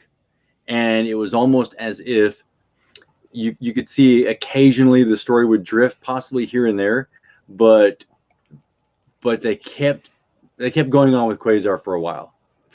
It went up to number 60 eventually, but it was always Mark Greenwald, and I think that is why it lasted as long as it did, because it had that one personal focus, and he kept driving it forward, saying that there could be more to this character, and because they changed the costume, there was always a little bit of a shakiness to it. Changed the costume, added in spotlights, right? This month this character, right? Everybody's guest appearing, and then eventually, by the time you get to about 30 or 40, he's actually starting to do some really good things on his own. Yeah, I think some things, like the story can take a little longer to unfold, and sometimes even a team can take a little longer to gel. But to answer Todd's question, I just remembered one, and I was part of this, is The Ultimate Spider-Man. Nobody thought that was going to work at all, because at Marvel, John Byrne had just done Spider-Man Year One, and I remember having conversation with Bendis and with Mark Bagley, and none of us thought it was going to last longer than six issues. We thought if it went 6 issues, we were going to be lucky, just because it didn't seem like the market would even support something like that. So, Marvel stood behind it. and Were the you- word got out, and it just became almost instantly. It became a pretty big hit. So we were all really surprised. Actually, it wasn't instantly. I think it was probably about issue 3 or 4, maybe issue 5. So it was kind of on cue that we thought 5 or 6 issues, and it kept picking up every month. So I don't think it was instantly a big hit, but I think it did build and it did pick up. So Were you part of Ultimatum? oh, go ahead. Were you part of Ultimatum? Like that whole thing? No, yeah, I did the first 2 books, which was Ultimate X-Men and then Ultimate Spider-Man. So I launched both of all the Ultimate Verse at that time on those 2 books, and Yeah, because I was oh, go ahead. I was curious, like, what was the like Ultimatum was supposed to be the end of the Ultimate Universe, and then they just kept on going. Yeah, I think I was out of Marvel by then, so I didn't really keep up on that stuff. I thought that the Ultimates, that first run, or maybe even the second run, was pretty good, but I think that's about as far as I went with the Ultimates line of books. You know what took a while to catch on, and then when it did, they replicated it, and I think that's where it went bad, was Funny Justice League. When Funny Justice League caught on, then they made European Justice League or whatever, and they tried to replicate the formula of, hey, if these books are funny, people like them, and it just was too much. Yeah. That it was fresh and exciting was why it was good. Not to just let's do this across the board with all the Justice League books. No, it worked because it was something different and something new. Yeah, that was one of those things that, I mean, sometimes if it's different and unique, things can catch on quickly, but a lot of times I think more the rule is that it takes longer for those things to find an audience, because if it's something is uniquely different, it doesn't fit any real category. So it becomes harder to market it, or harder for people to wrap their heads around it.